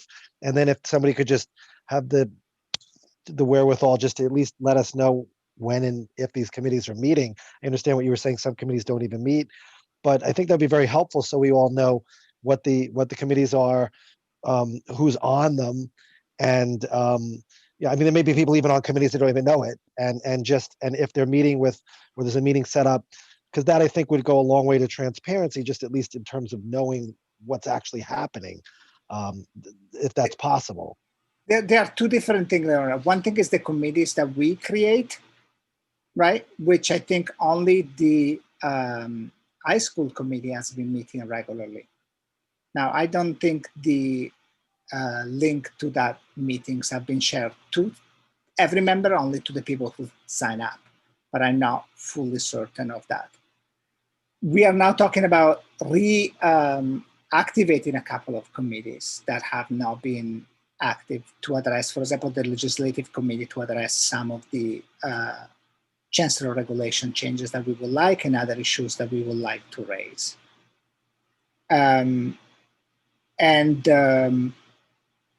Then there are other issues that are not necessarily committees, that are potentially groups or some working group of sort that DOE, or sometime it happened, although it didn't happen recently, some other organization might have CPAC. Can you recommend some parents to be part of this group, of this other group? And yeah, it would be great if we do have like maybe one single place to see which are those and who's on. Yeah, Marco, just if anyone, things. yeah, Marco, yeah, if anyone from CPAC is acting, in an official capacity as a CPAC member on some sort of group that's out there, I think it would be helpful if we knew about it, just because it sounds like a lot of this is just, there's different people doing different things. We don't know about it, or maybe people aren't reporting or whatever. So that, I think that would really be helpful if we can do it. I don't know if someone wants to get a spreadsheet or just something together. And it can be updated on an ongoing basis. I think it would be helpful. Thank you, Marco. Right. Yeah. Andrea? I just wanted to echo what Leonard said in District 2 in regards to the committees. A lot of these committees I never knew about, because I would have definitely tried to join if I knew about some of them, even though I know some of them are formulated in a different way. And I would like a description of all of those committees to know what they really mean in more detail, if possible, in an email or some type of format.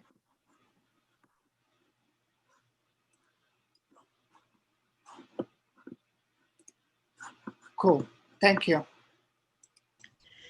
What it is that are you talking about the committees with CPAC? Because when we did the committees with CPAC and the list went around, the descriptions were there. And because if they haven't been up and running, the only ones that been running was the high school, there will be a description of all 9 of the committees that will be sent out this evening. So you will have the committee and what they're for. Okay, thank you. Appreciate that. That would be to everyone that's there. It will be sent out. Thank you, Jimmy Brown. Cool. Thank Mr. you. Chair, may I add, these the roles and responsibilities of all these committees were actually submitted to the constituency via email, and they were actually attached while we were doing the bylaws amendments and revisions. So we can actually resend them again to the constituency, but that was done. So the roles and responsibilities were submitted for each standing committees that were approved by the council. Okay. Now, let's go back to the nominating committee. Marie, do you remember the 2 people that had signed up, who they were?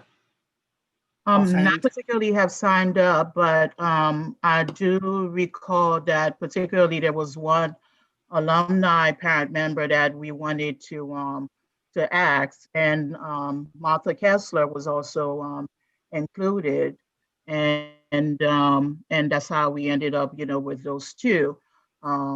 But then Martha has also stated that it would be up to us whether if we wanted her to be included in being part of conducting the elections. And then there's one more parent member that was asked to reach out to, and I have yet to get a response from her, and hopefully I will follow up today and see what we can get. But at this point, it looks like we need actually one more. Okay. And also, as a reminder, as part of bylaws, if we cannot get, members to actually be part of it, we can actually reach out to 2 alumni members with the approval of the council, of course. Right. So the idea is that we need 3 people. I think it's a minimum of 3 and maximum of 5. Is that correct, or is just a minimum of 3? It's just 3, Mr. Chair. Just 3, no matter what. 3 people. Yeah. Okay. 3 people that can be current members that do not plan to run for any executive board position at the elections in January, and or they can be members that were CPAC members, voting members this past year, but somebody else is now the representative for the district. They can also be serving in the election committee for CPAC. And now with the recent changes to our bylaws, we have addition that any that CPAC can ask any alumni to step in and come and help for the election and be one or so 2 up to 2 alumni can be part of the election committee. Okay, and so is there anyone that here that would like to be part of this group? Otherwise, we I'm just gonna look up at the minutes from past meetings. There were 2 names, and I'm gonna reach out maybe to a few alumni to see if any of them would like, and then we're gonna need to approve them as the members of the election committee. Good morning, Marco, Michael. you have D12 here. Yeah, hi. I am the designee for District 12. I am currently a CEC member. I was informed yesterday. Hi, Marco. Hi, everyone. Good morning. I was informed yesterday that they would be doing their President's Council elections next week. I wasn't aware previous, but whatever. So I'm supposing there will be a new person stepping into this seat. Am I able to say that I could help out with the nominating committee for you guys, or am I not allowed to? Because 1, I am not President's Council. I am, like I said, I volunteered to serve and to attend these meetings. And technically they'll have a new person in next week. So I would no longer, I guess, be part of your voting committee. So obviously I wouldn't be running. Right, but so you were the CPAC member for the past year, right? You're just no longer gonna be. Yeah, I was the actual President's Council, one of the co-presidents once upon a time. And then when no one stepped up to participate to go to Tweed, I didn't mind the trip. It gave me a break from the Bronx, so I said I would volunteer, and then we had pandemic hit. So I miss you guys. Can't go to Tweed now anyway, but that's how I was just inquiring. Being that I said. So yes, you can serve in the election committee for sure. If I am allowed to, I would not mind being the 3rd person to the committee. And Brilliant. like I said, they will have someone stepping in. From District 12. Yes, because they are having their elections, from what I was informed yesterday at a FACE check-in. They're having their elections for President's Council next week, which again I didn't know about previous. And I'm going to assume that means that all their PAPTAs have been filled. I know I sit on one, and I sit on a high school one as well. So, I'm all over the place. But yeah, if it's not an issue, I will definitely step up and help out with the nominating committee, as long as someone can guide me as to what that entails, because I've never participated on that level. Yeah, that's great. Correct. Thank you, Doris. Thank you, everyone. Thank you. Randy, you raised your hand.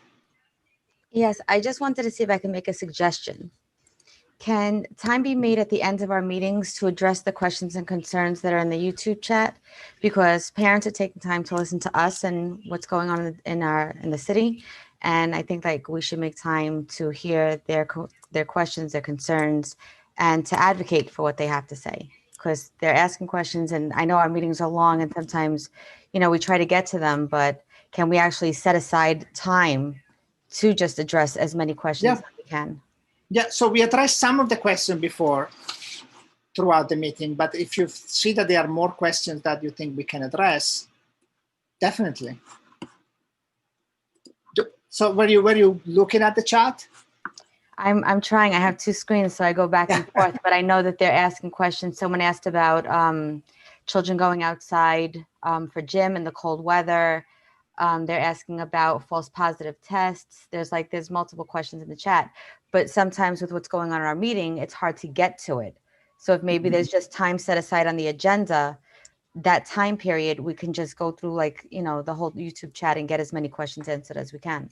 Okay, even though I think just having, I mean, you know what would be a good of idea? What Randy said, a good idea is when we have the person that's doing the presentation and the people on YouTube, if they have questions, we need to make sure that we get their questions to be asked for the person that's here so they can answer the question.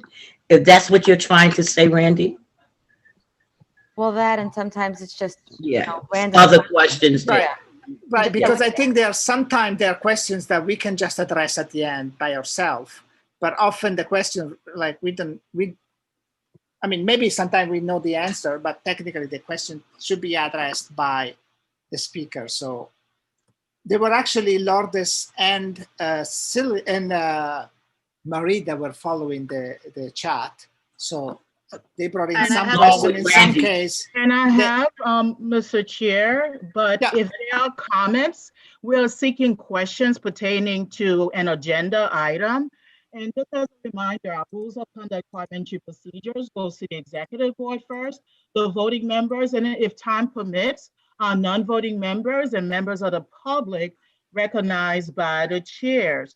So they're not being ignored, but we have to stick not just comments or rants. It has to be specifically related to an agenda item so that they can be addressed accordingly, just as it was done with the Parent University when Laura Agrusti was there.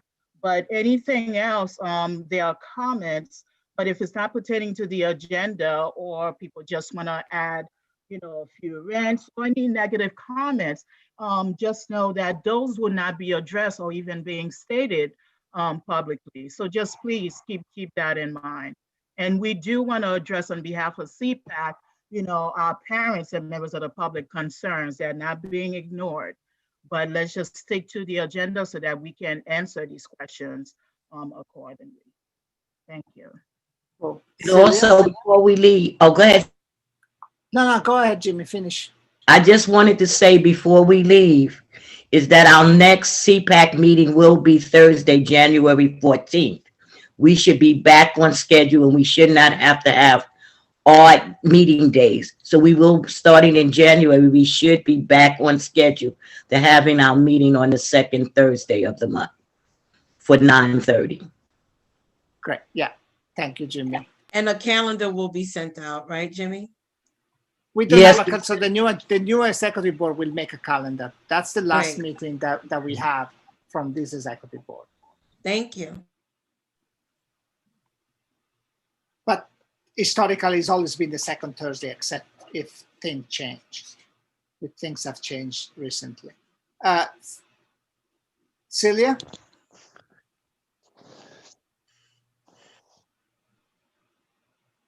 Hi.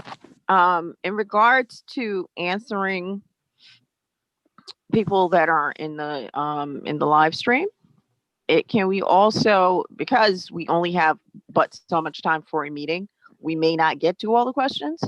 So perhaps we can also give the CPAC general email so that maybe they can email us some of the questions. And if it's district specific, so if it's like something from District 28, we can forward that to District 28. If it's something from District 4 or 10 or whatever, we can forward it to those districts. If it's not district specific and it's like central, we can we can get people to answer it. But at least some of the questions that are more universal, we would be able to help answer for the general public.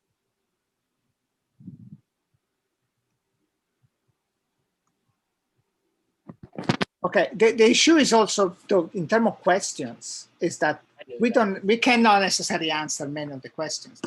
Most of the questions are really questions that go to DOE or to some presenter. So, but yeah, But we can also collect it and send it to the presenter, or give the presenters information, email, so that they can contact the presenter, or, if it's something that we do not know and we need to forward, we can forward. If it's something we do know, because there are a lot of, PTA stuff that people will ask too. And if it's something that we do know, we can answer. But the whole point is to give another moment that we can collect those questions, because not everybody's going to be on the YouTube at the same time. And why not? We might even be able to put up some of the one pagers we have, the frequently asked questions for PA, PTA, and so forth. Cool. Okay. So Randy, you are saying they are asking to address high school admissions, but yeah, I don't know if we can really answer that, right? We know that no information or dates are yet public, right? That's the situation that we are on, unless somebody has some other information. But they have done, they did send parents that have middle schools and high schools, letters were going out so that they can have their code to sign in, so they can start doing their elections. So that is something that has gone out. So parents that have middle schoolers and high schoolers that's going into high school, they should have received their letter with their code. If not, they need to contact their school's parent coordinator, who should have that, or either the guidance counselor, whoever handles the information when it's with the children moving into into middle school and high school. Right. Cool. Thank you. Is there anything else, or we can? So Marco, I see a lot of people here from FACE. Is there anyone who can, provide some sort of information in that regards?